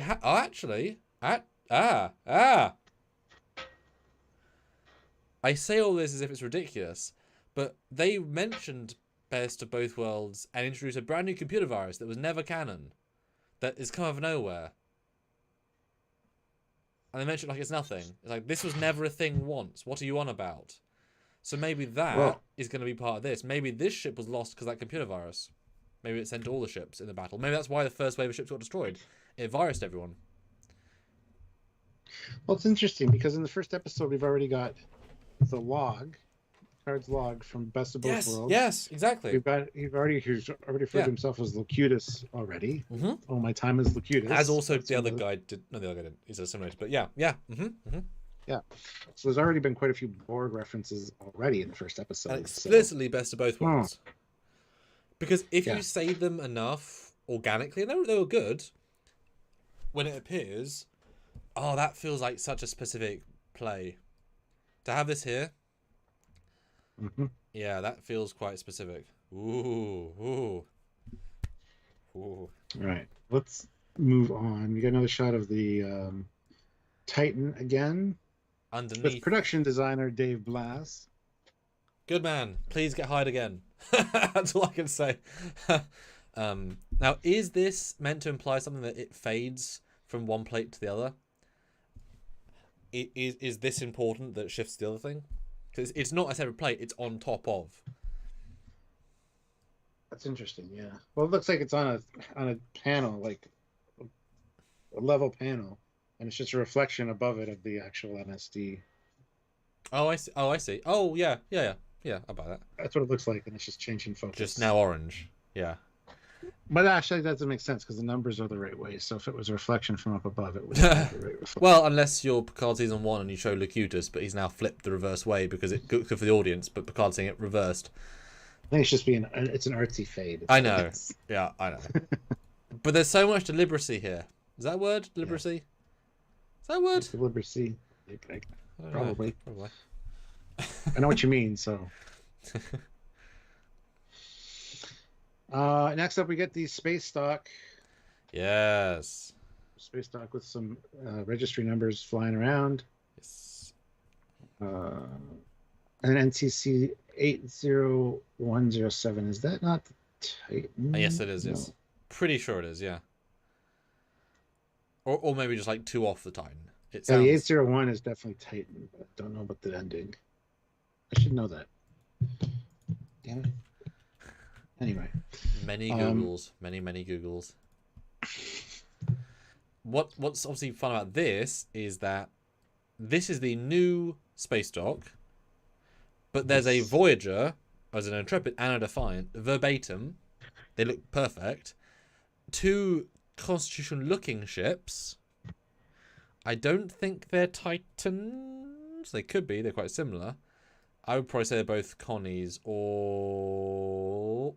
Oh, is the one on the back the NX? Actually, No, I don't think so. Hold on, would that be logical? Would Frontier be logical to pull the ships out of the museum for a flyby? Yes. That would make sense, because we know that, well, we speculated. We saw Defiant, saw an Intrepid, we saw the Constitution class refit in the museum, if that is exactly what it was. I mean, what a hell of a way to sing to the franchise, to show them at the museum and then they've been pulled out. I mean, actually, that could be why Geordie's more pissed, because he's got 1 week to make 19 ships warp ready to get to Earth. He's like, "Are you joking?" And then Picard comes and says, "I need a cloaking device, Geordie." Jean-Luc, are you serious? I've got 13 ships. By Tuesday. And guess what? The parts arrive on Tuesday. It's always Tuesday. I mean, that would be a hell of a final episode to have a beauty pass of all the ships just coming together. Oh.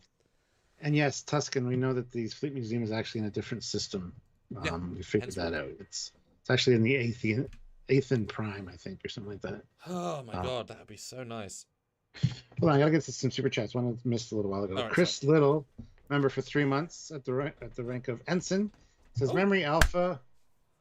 The star dates or the years are 2374, 2348, 2352, 2133, 2345, 2274, and 2578. Which and then dates? minus 3. I don't know if those are the coordinates or just all years.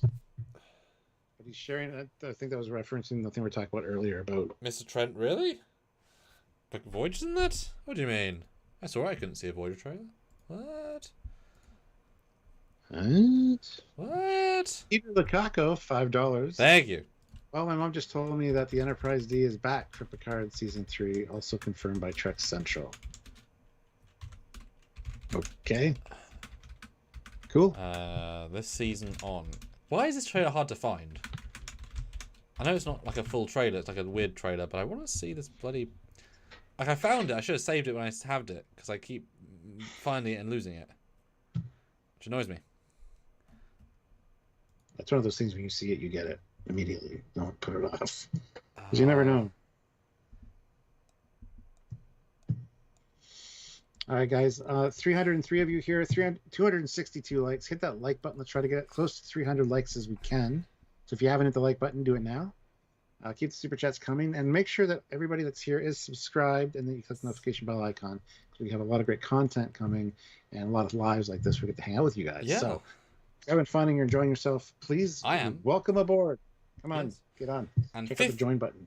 15 more votes to hit our 300 for the poll. We'd love to end all that. But if anybody can find the trailer link, any time zone's fine. Just a trailer for... Because there is, I can't find it for the next time on. Or this season on, sorry. I'm going to grab a glass of water because I actually forgot to grab one and I'm running out of everything else. So I'll be back in 1 second. Boy, I think we just worked out what this is. It's exciting. It's exciting, Stuart! Frontier Day activities. It's the flight plan of all the museum ships. Yeah.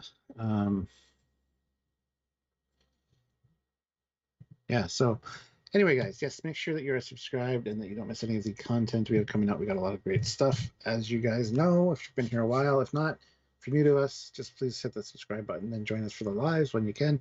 All the edited content, we have almost daily edited content when there's new Trek coming out, and there's lots of great stuff to talk about, which has been the case so far with this season of Picard. So if this kind of trend keeps up, we're going to have a lot of great content over the next few weeks. So make sure you're subscribed.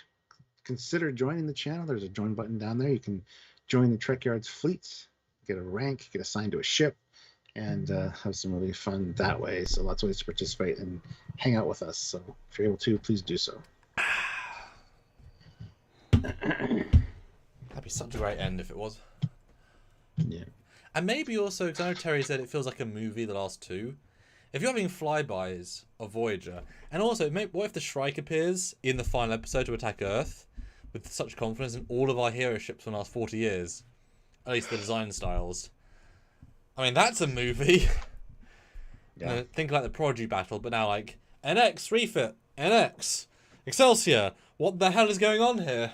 And Valek's like, is that a 230-year-old starship? Yes. Okay, Quantum's fire. Oh, we killed the NX-01. Shit. One villain could destroy every famous ship, and Terry wants to burn down the franchise. He's going to bring it up, Stuart, to kill every single starship. Wow. Wow.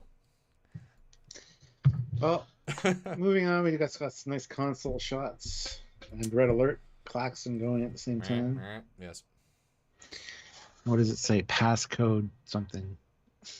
Yeah. Anyway, not important. Then we get the Fleet Museum at Athen Prime. Oh yeah, and I mean confirmed, and also the rings, clearly rings. Yeah. Where there was staging stuff, and we were right. Can I just say that? We guessed. Yes, we can. Because we kept hedging bets of saying it might not be, but we were pretty confident we were right. But we're fair, so you know. Peter Lukaku, $5. Mom's never wrong. Okay, good to hear, Peter. But yes, we got Voyager, the USS Pioneer, which is great because that's STO. That's the temporal, temporal missions. That's the one you train on, I think. It's not a time ship, but it's the TOS new design they did for those. They did some great new TOS ones. It's a great design, yeah. And then the USS Enterprise, 1701A. Again, which we called. We saw refit. The glows were clear. Yeah. And there's also USS Excelsior down there as well. So, I mean, it's sad because we've now been spoiled with what we think might be in this season. If this had been in season 1, given that we've got the shitty Gen Hay, and this is coming, you know, why couldn't this have been season 1, Stuart? Because this is like, it should have been this season. Should have been season 1. I'm saying that.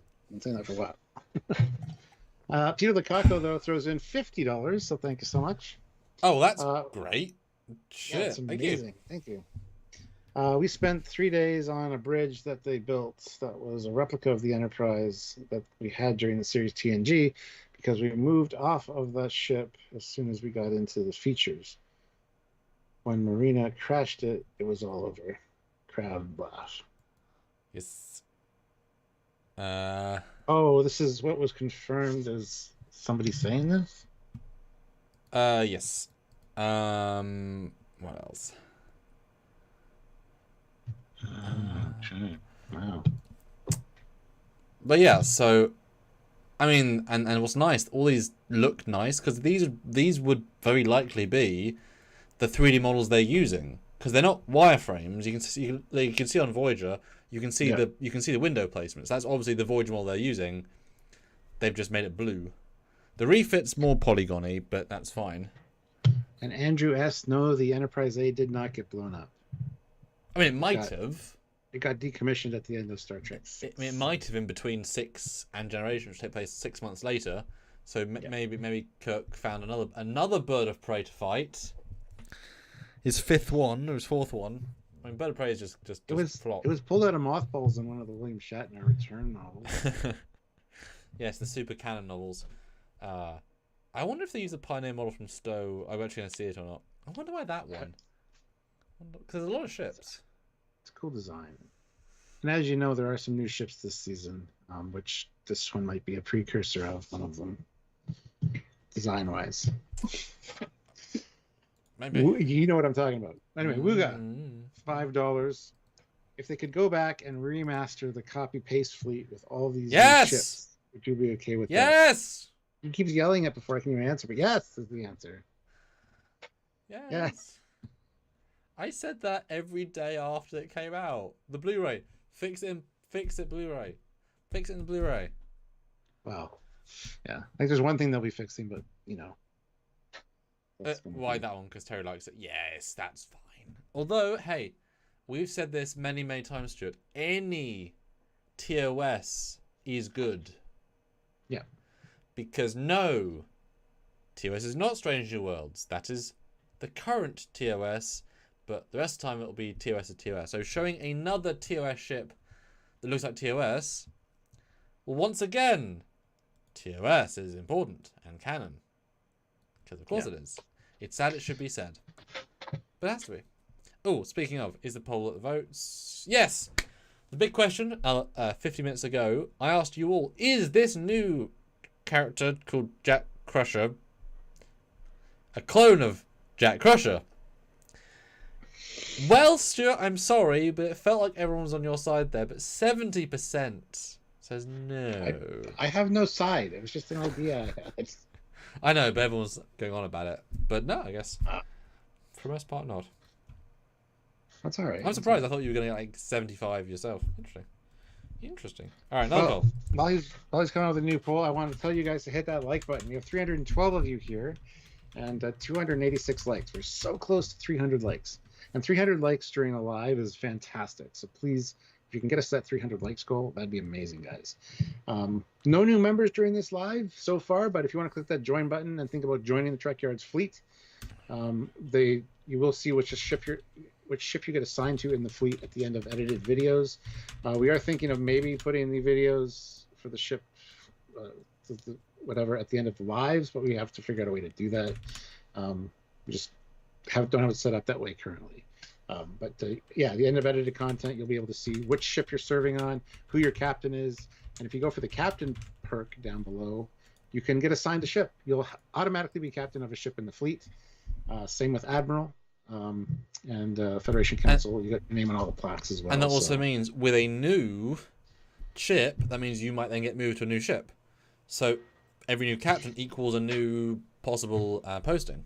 So it's quite... And Mark Lawrence gifted 5 new Trekyards memberships. So Dave Moon, Starman Falls, Sean O'Neill, Chris Gwillem, and the Galaxy's Thumb, all welcome to the Trekyards fleet. You are ensigns. You'll have your name on video at the end of videos coming up next week. Usually takes a video or two because of the way production works to get your name on the end credits. But you'll be able to see which ship you're on. And thank you, Mark, for gifting those 5 memberships. Much appreciated. New poll as well, Stuart, when you see it. We are going to see the museum ships also on Frontier Day and have an epic canon love moment. Or are we? Yes. Are we going to see these on Frontier Day? Yes. No. Never. Or I want it, but it won't happen. There's only one answer that it should be. Matthew DeFrida's $5. Just need to say I'm happy that the Enterprise A is getting some love in new Trek. Seems like it has gotten lost in all the Voyager and DS9 love recently. And also the Enterprise C, Garrett. I mean, I was astounded that she was never mentioned again since Enterprise. I guess Harriman hasn't, except for me, I guess. But still, more the legends would be nice. Trekyards says, "What's the membership pricing?" I'll go down and hit the join button. You'll be able to see the different rankings. You should know that, Trekyards. Scott Fuzzy throws in $5. Thank you. Glad to see the showrunners heard the criticisms of the cut and paste fleet loud and clear. Love the direction the franchise seems to be headed. Yes. Took them long enough, but yes. And I'd like to thank everybody as well. We hit over 300 likes, so that's awesome. So now any other likes from here on out, if you haven't hit it, is just like butter. So just, yeah. I know it's not about this, Stuart, but Doug just posted a very clear shot of the Helios. Would everyone like to see a clear shot of the Helios? Yes. Because we're a ship show, so... so he just posted because, I guess, people are excited, yay, that one of the people, one of the teams did a 3D print. I mean, we saw the Titan one. This is a Titan and another Titan, the Stargazer. This, someone printed off for him a Titan and Helios. And he just posted this. So we know what the Titan or the Stargazer looks like. So here's the Helios. I mean, it's grey in 3D print, but just the ship lovers out there, because we're seeing it. We only saw it in what, 3 shots last week. So here it is. Gary Keys. Okay, sorry. Sorry, I was going to say Gary Keyser is considering joining at the rank of lieutenant. So please, glad you're considering it. I mean, these things significantly help what we do here. Yes. I know saying you have no idea doesn't mean anything really, but it really means a lot. So there's the Helios, Stuart. I mean, we sort of have a sense of what it looks like, but I like it. Yeah. I cannot complain about the Helios. It's a nice looking ship. Small, but it's nice. What do you guys think? Yeah. I mean, I say it as if it's a surprise, but I am keeping track of this stuff. So Dave Blass also posted, I don't know if you saw this, a concept art of the Helios with the shuttle on, and it's visibly smaller to the hull. It feels about right. It feels like the Helios is like double the size. The show, I mean, you can see the slot. It's at the back behind the bridge. The shuttle is entirely that, as if it was built for that. In the concept art, it's about 2/3 the space, which for me changes the size pretty radically. So I'm not sure what. I mean, obviously, what it is the show, but I mean, this it almost looks as if the entire ship is a box. There's a room. There's 2 rooms in the middle. I mean, look at. Yeah, there's not a lot of room when you put the shuttle in there. There's not a lot of interior room in that thing. I mean, the shuttle would probably go. I don't know what. I mean, I guess weapons pod at the back, whatever it is. But I feel the shuttle went pretty much almost to that. Is the entire bridge the size of the shuttle? The shuttle wasn't very big. Maybe? What do you guys think? The Helios, not Helios, which I had to learn because people kept telling me off. Helios.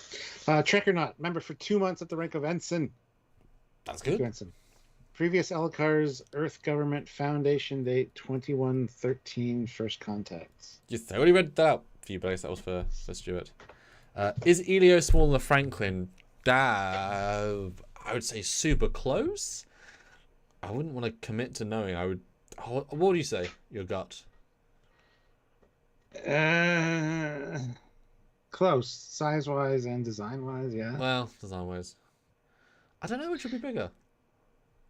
Well, yeah, the Franklin's not big at all. I feel like the Frank would have to be because there's more rooms. But this shot does not reflect the height, so that's. I didn't think that would stump me so much. Good job, good question.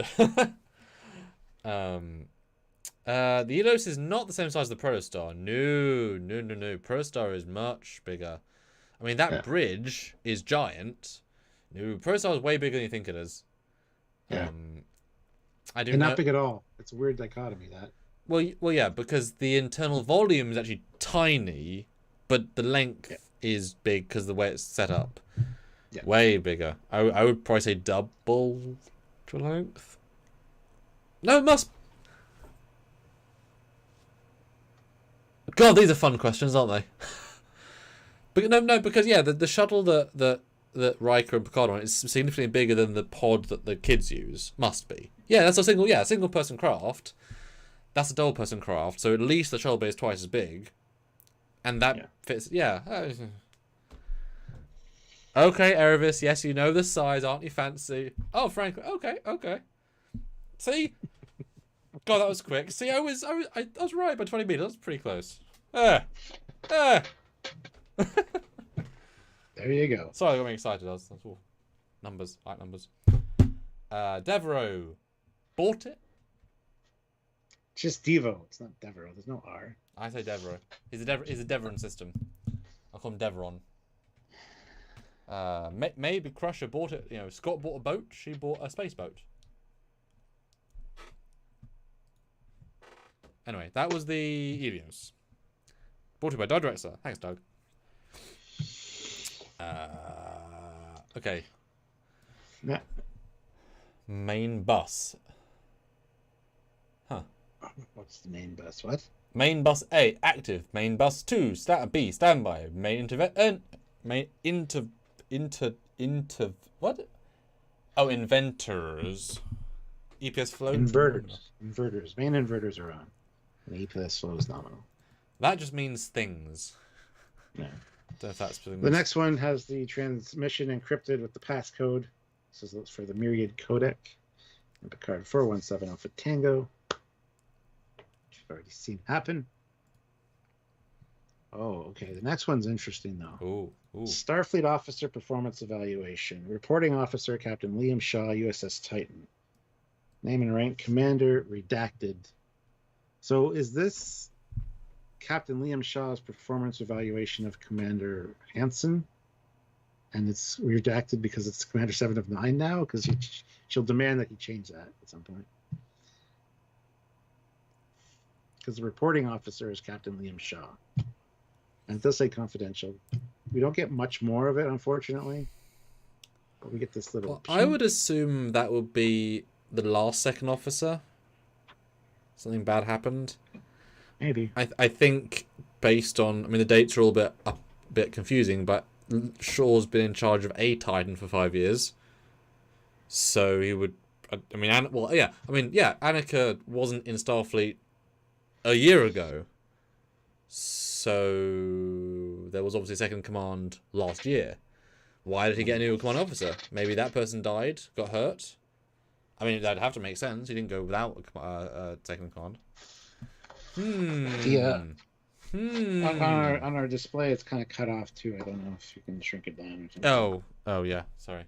Sorry. Yeah. It's hard to. Yeah. This LCARS was built with not anamorphic because they wanted to actually put details on the LCARS versus stuff. So we. Yeah, this one was built to more like focus on us and not have anamorphic. No, it was built to focus on the LCARS because the LCARS they wanted to shine. I know, but not yeah. But I was okay with it. You can see us very well. Yes.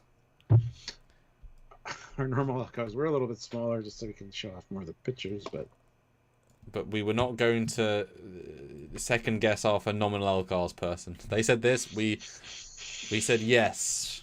Do thank you. There you go. Sorry. Yeah. Last second in command did something dodge or thrown or ooh.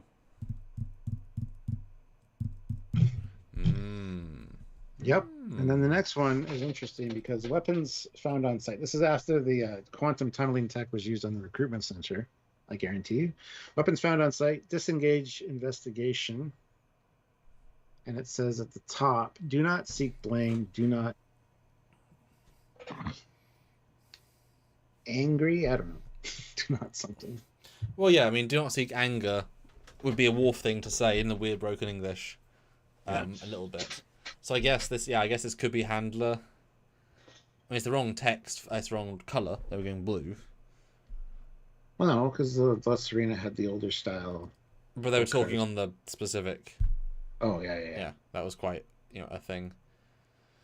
I mean, it's true though. There was no weapons on site. I mean, that wasn't the thing was extra galactic. Extra planetary. I mean. Yes, Sebastian. We noticed we hit over the 300 likes, which is awesome. So thank you guys. That's what I said. Anything likewise now is just butter, baby. And we'll take all the butter we can because boy, those crumpets add the more butter the better. Better butter, absolutely. Baby bunker. That's the thing. Butter, booby bobbers. That's a whole different thing. Okay, the poll. You are 150 votes. I want to see another 50 votes, please and thank you. So do not seek blame. Do not seek. Oh, What? I'm just on its picture. Harrison? Well, no, I think that's comparison. Oh. Human genomes. They're comparing something with a human genome. And Picard DNA Picard base pairs. yeah, Picard DNA base pairs on the side there. I mean, that's not even subtle, is it? Nope. Is he my son? Yes. Okay. But there's your double helix and all the coding that we were talking about earlier, all in one picture. So I do recognize that middle one's a very classic DNA picture from Voyager, like the way they. Yeah. Okay. Didn't Beverly do this exact thing when he had that fake son? Remember the alien guy who was sent there by the Ferengi? Went rock climbing with. Oh yeah. Hey, right here. You are very late, but we're doing well, so it's fine. It's not butter. See, I just think Sun's better than clone. Like a clone. I agree. I'm just saying. No, I'm responding to someone in the chat. Sorry. The chat. Because Sun allows you to have depth of character growth. Clone means then comes the ethical of should they stay alive? Do they have the memories? Are they really them? Are they really the other person? And Sun is now boom, you've now got a legacy. It's amazing. It's incredible. You know, the Picard legacy will go on. Although, you know, sad that, you know, Beverly would not make him a Picard. You know, but obviously that's a bit more of a famous name, so. Yeah. Also, would be weird, I guess, if they're in the same. Maybe he's Jack Picard Crusher. To kind of respect the legacy, and then he could change his middle name to his last name. I go by Picard. Oh, he's English. I go by... No. What's an English accent? Alright, Gavin, I go by Picard, I do, mate. There you go. Cockney for the win. Yeah. My English accent going into English accent. Yeah. Terrible. Fleet Pass Swiftback throws in $5. Thank you. Dropping my like and a super chat. I love all the Easter eggs in these end credits. Wonder if each end credit is going to be different. That'd be awesome. I can see them doing that, but I can also see them not doing that as well. So, given that stuff here relates to clear later season stuff, I would doubt it. I think it's a good blend of stuff. Yeah. Mark Lawrence, $5. What if he's a son with both Picard's and Jack Crusher's DNA? Oh my goodness. I mean, that feels a bit gross to Jack.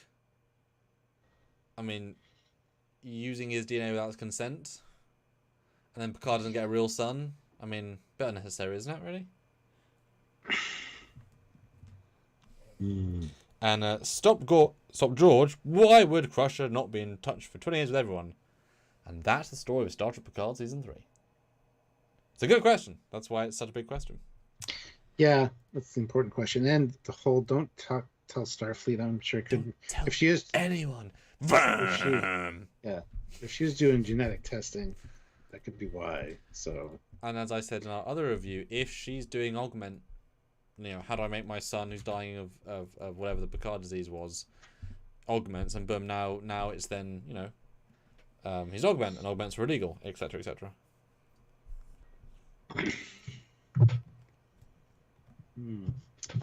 Well, yeah, they're not subtle about that at all. Comparison, human genome, and then DNA base pairs.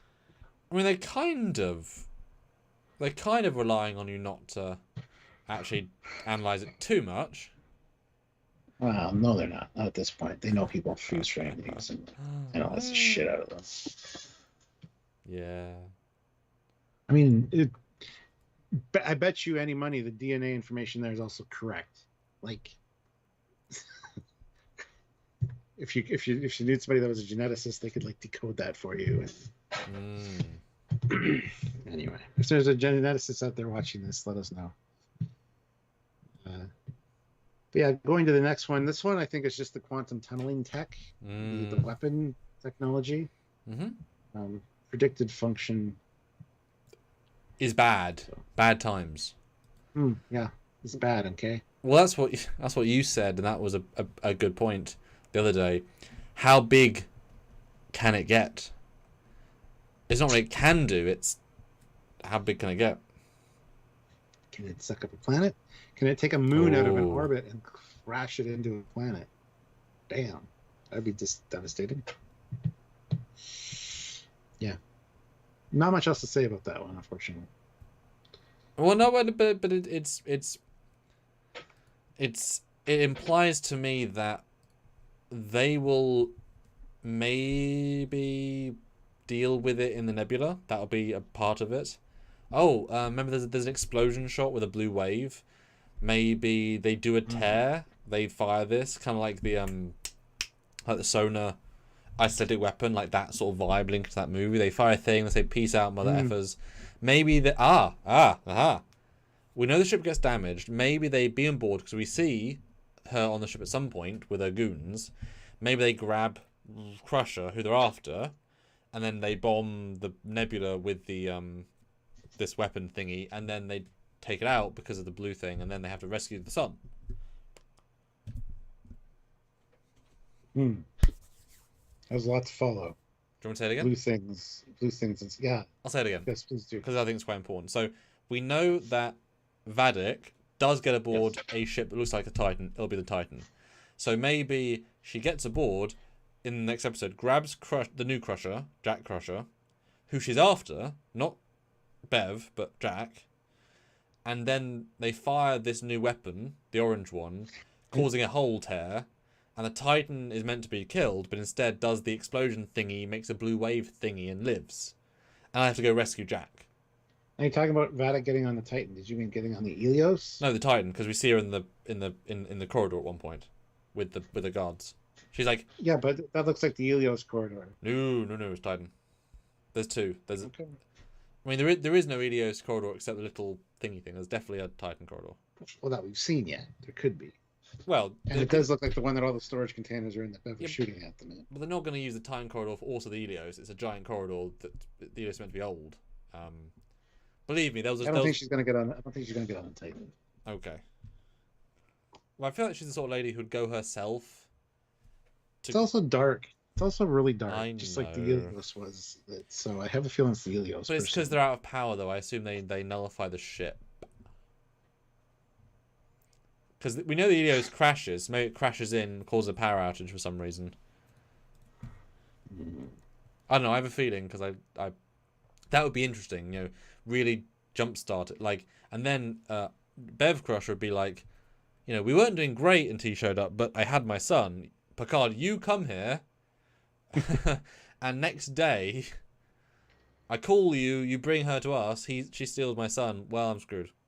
Yeah. You should have given me more information in your message, so I wouldn't have brought her with me, dumbass. Like, I don't blame this. Don't blame this on me. And that would end up in a fight if somebody said that to me. You send me this cryptic fucking message. I come to save you, and then you give me shit. No. You give me more information in your message is what you do. You leave a longer voicemail. I'm just saying. Yeah. Anyway. Dear me. Then we move on to Red Alert. I love the new Red Alert. Red Alarm or Red Alert? Red Alert. Okay. We're not in the Red Alarm stage. Red Alarm. And this is where it's sad because we get special guest star Jonathan Frakes. That makes me sad. And then it moves on to a micro neurographic scan. Ooh. And it also has Pete McFadden as a special guest star. Boo.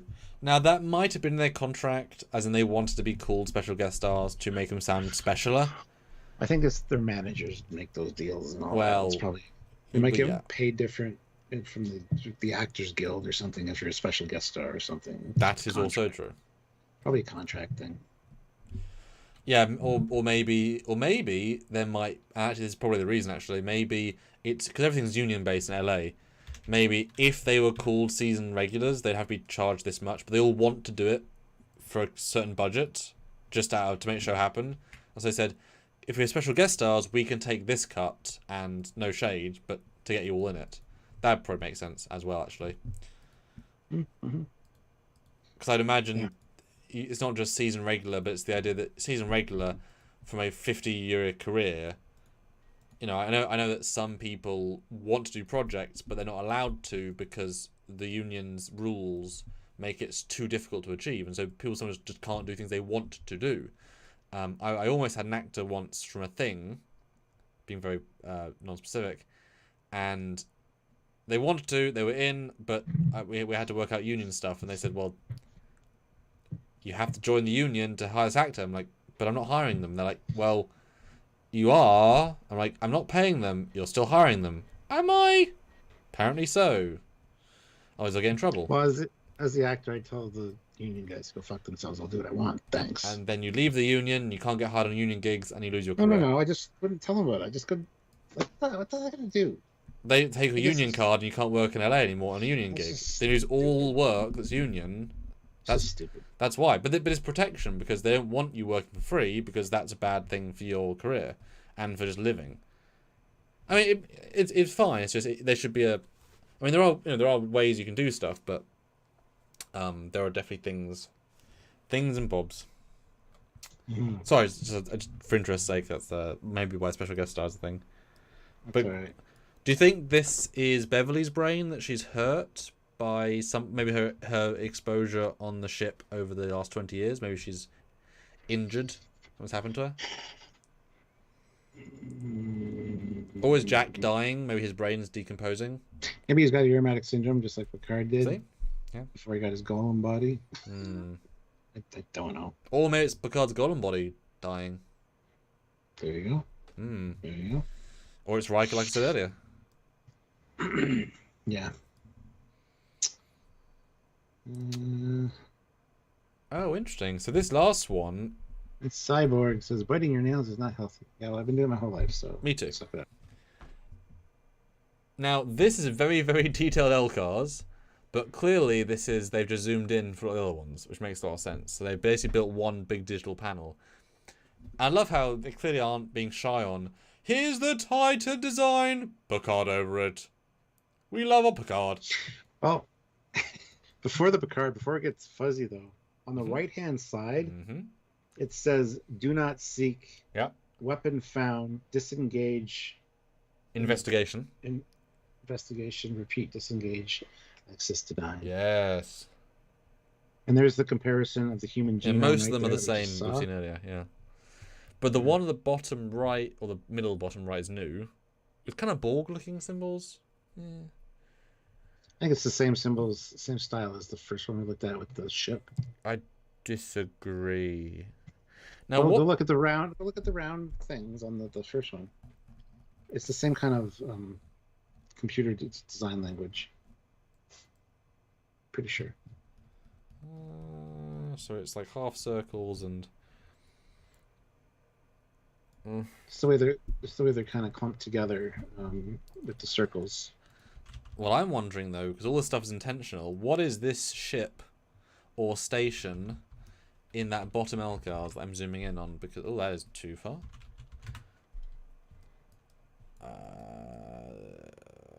I mean, honestly, it looks to me like Amagosa Observatory a little bit from Generations. Like a little bit.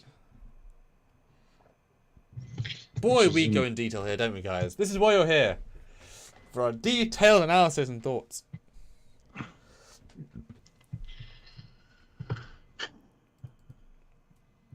And I'll end the poll while you're looking. So 192 votes with a stonking result here.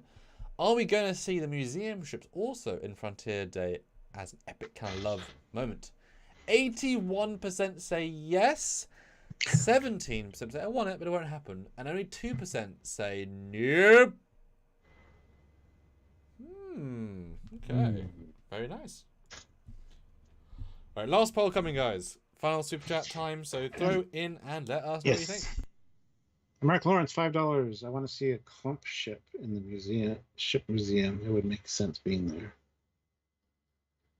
And Ben Grooms is a new member, has joined the channel at the rank of Commander. Well, welcome aboard, Commander. Thank you so much. That really helps. Pay attention in the next week or so at the end of our edited videos. You will see which ship you're on. It might take a video or two to get caught up to having your name there because with the way the production works. Well, it should be next week. I mean, just when the next I'm Yeah, giving the plate, so- Stuart. So when I'm giving the new plate, it's going in. Exactly. Just keep an eye out. You will So if be you want to get in assigned the ship. so if you want to get in next week, you better join the crew before then. Yes. So that's basically today, Wednesday, and Thursday. Until Thursday. So yeah, Tuesday and Wednesday. If you want to see your name on the next crew roster, any level will join. Like if 30 people commence and right now, you'll all be on it, 100% guaranteed. Presumably I'm giving the plate, but that's not my job. They'll be in it. Exciting. I'll just reset this. And I'll do one final poll, just a brief one before we close out. And Chris Little puts in £2. What is that ship on the top left of the main picture, the big picture? That is also the Titan, the power distribution load. If that's the one you're talking about. But for this zoomed in section, wait till he's done his poll to talk about that. Looks like a Sovereign. It's not a Sovereign. It's a Titan class. It's a Titan. The MSD in the middle is the same as that one. I think it's fair to say we sometimes take for granted that we can see ship designs very, very easily. We've sort of trained our brains a bit. It's also fair to say that a lot of these screens are stretched. Like the one on the left looks like a Sovereign because it's more stretched and it's kind of elongated the saucer a bit. Not as round as it should be. And same with the bottom here, these two that we're focusing on in the middle. The top one feels very much like it's squished into that. It doesn't look right because it's not a circle where the delta is. But the one underneath looks like a shield display system for the Titan. Like we see in Star Trek 2. Absolutely. Yes. So we are final slew, guys. Put in your thoughts, comments, questions. Any final super chat? What do we call last super chat slot? What do we say? It's last super chat word. You guys get to yes. be the last super chat, and whatever you say is important for all the super chatters that have chatted during this whole live. You get to say the last little bit, whatever you want. So if you want to have the last super chat word, put your super chat in now. Is real useful. Matt Boardman says, "Do you think that its squished look is because of the curved nature of the panels?" Yes, I would think so, but yeah, the one on the left there, I don't know about that. It just seems weird. I'm sure it does curve up like that, so maybe, but I don't think curving like that would elongate it like that. I don't know.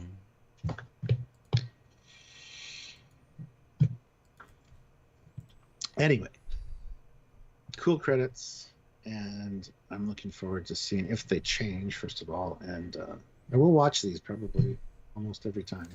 Well, I mean, it helps. It's just under the first contact score. That's quite a strong beat to do. Yeah. No, it's very nice.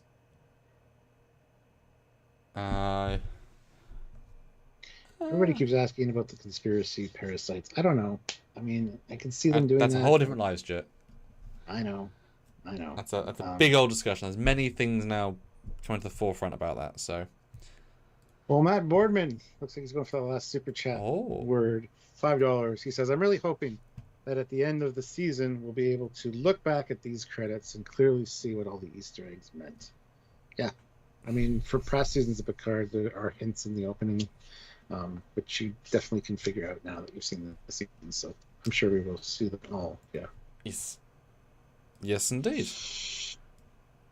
And also just the and I can see them maybe swapping halfway through the season as a distinct part 1, part 2.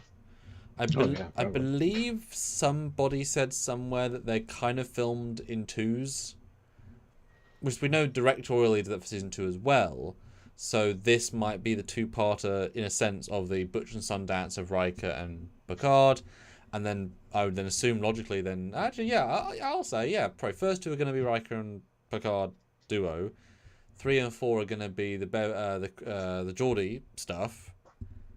5 and 6 will be something else, and then obviously we'll cut back to Geordie and Laura and such. But I can imagine that might be the case.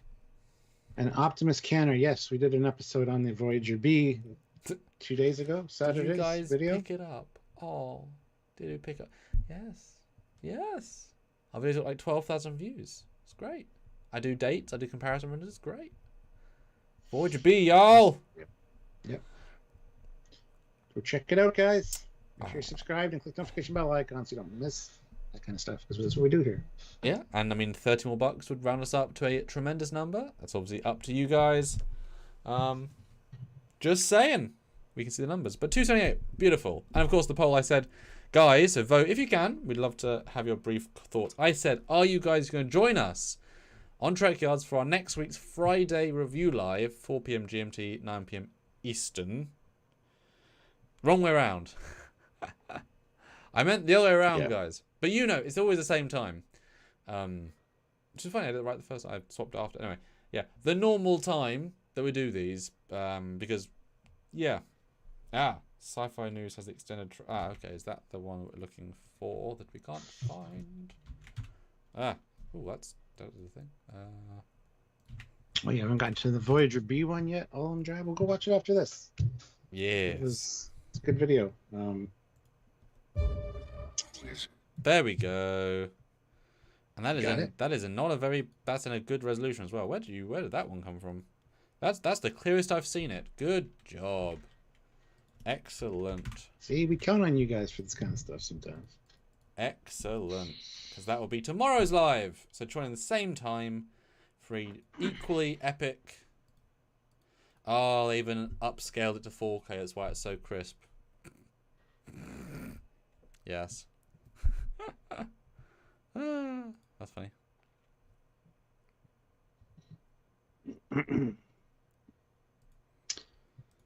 Just 1 second. Yes. So many things in this trailer. That's definitely a good one tomorrow. A sick bay and everything, guys. A sick bay and everything. Excellent. Yes. Yes. So, thank you guys for helping us out. Fleetpaw throws in $5. If the rest of the season is as good as episode 1, then Star Trek Picard has redeemed itself in my eyes. This happens when people who love it write it and make it so. The problem is the other 2 seasons still happened. And one good episode saying it redeems 2 seasons of not so good is really kind of unfair to the mistakes of the other 2 seasons. But I feel like this show probably said, just like TNG, it took 3 seasons to get really good. This season took 3 seasons to get good. And it'll be like DS9, just skip the first 2 seasons. If you want the best quality stuff, I mean. Alright, excellent. Well, thank you all for a tremendous live. Please join us again tomorrow, like I said, for a full trade breakdown. Some really good visuals in that. And again on Wednesday for... Oh, what are we doing Wednesday, Stuart? We did discuss this. Tomorrow, Wednesday's going to be like, does it feel like Star Trek again, I think. Yes. Thank you. Yeah. And that'll be looking through and doing like breakdowns on the visuals to try and, you know, does this feel like where we want it to be? I mean, I think the obvious answer is yes, but it doesn't mean that we can't discuss it. Yes, yeah. So, and we love talking about this stuff with you guys, so join us for those, please. Yes. So, until then, he is Commander Guy. He is Captain Foley. See you tomorrow. Bye, guys. Oh, wow, what a time for the internet to be bad.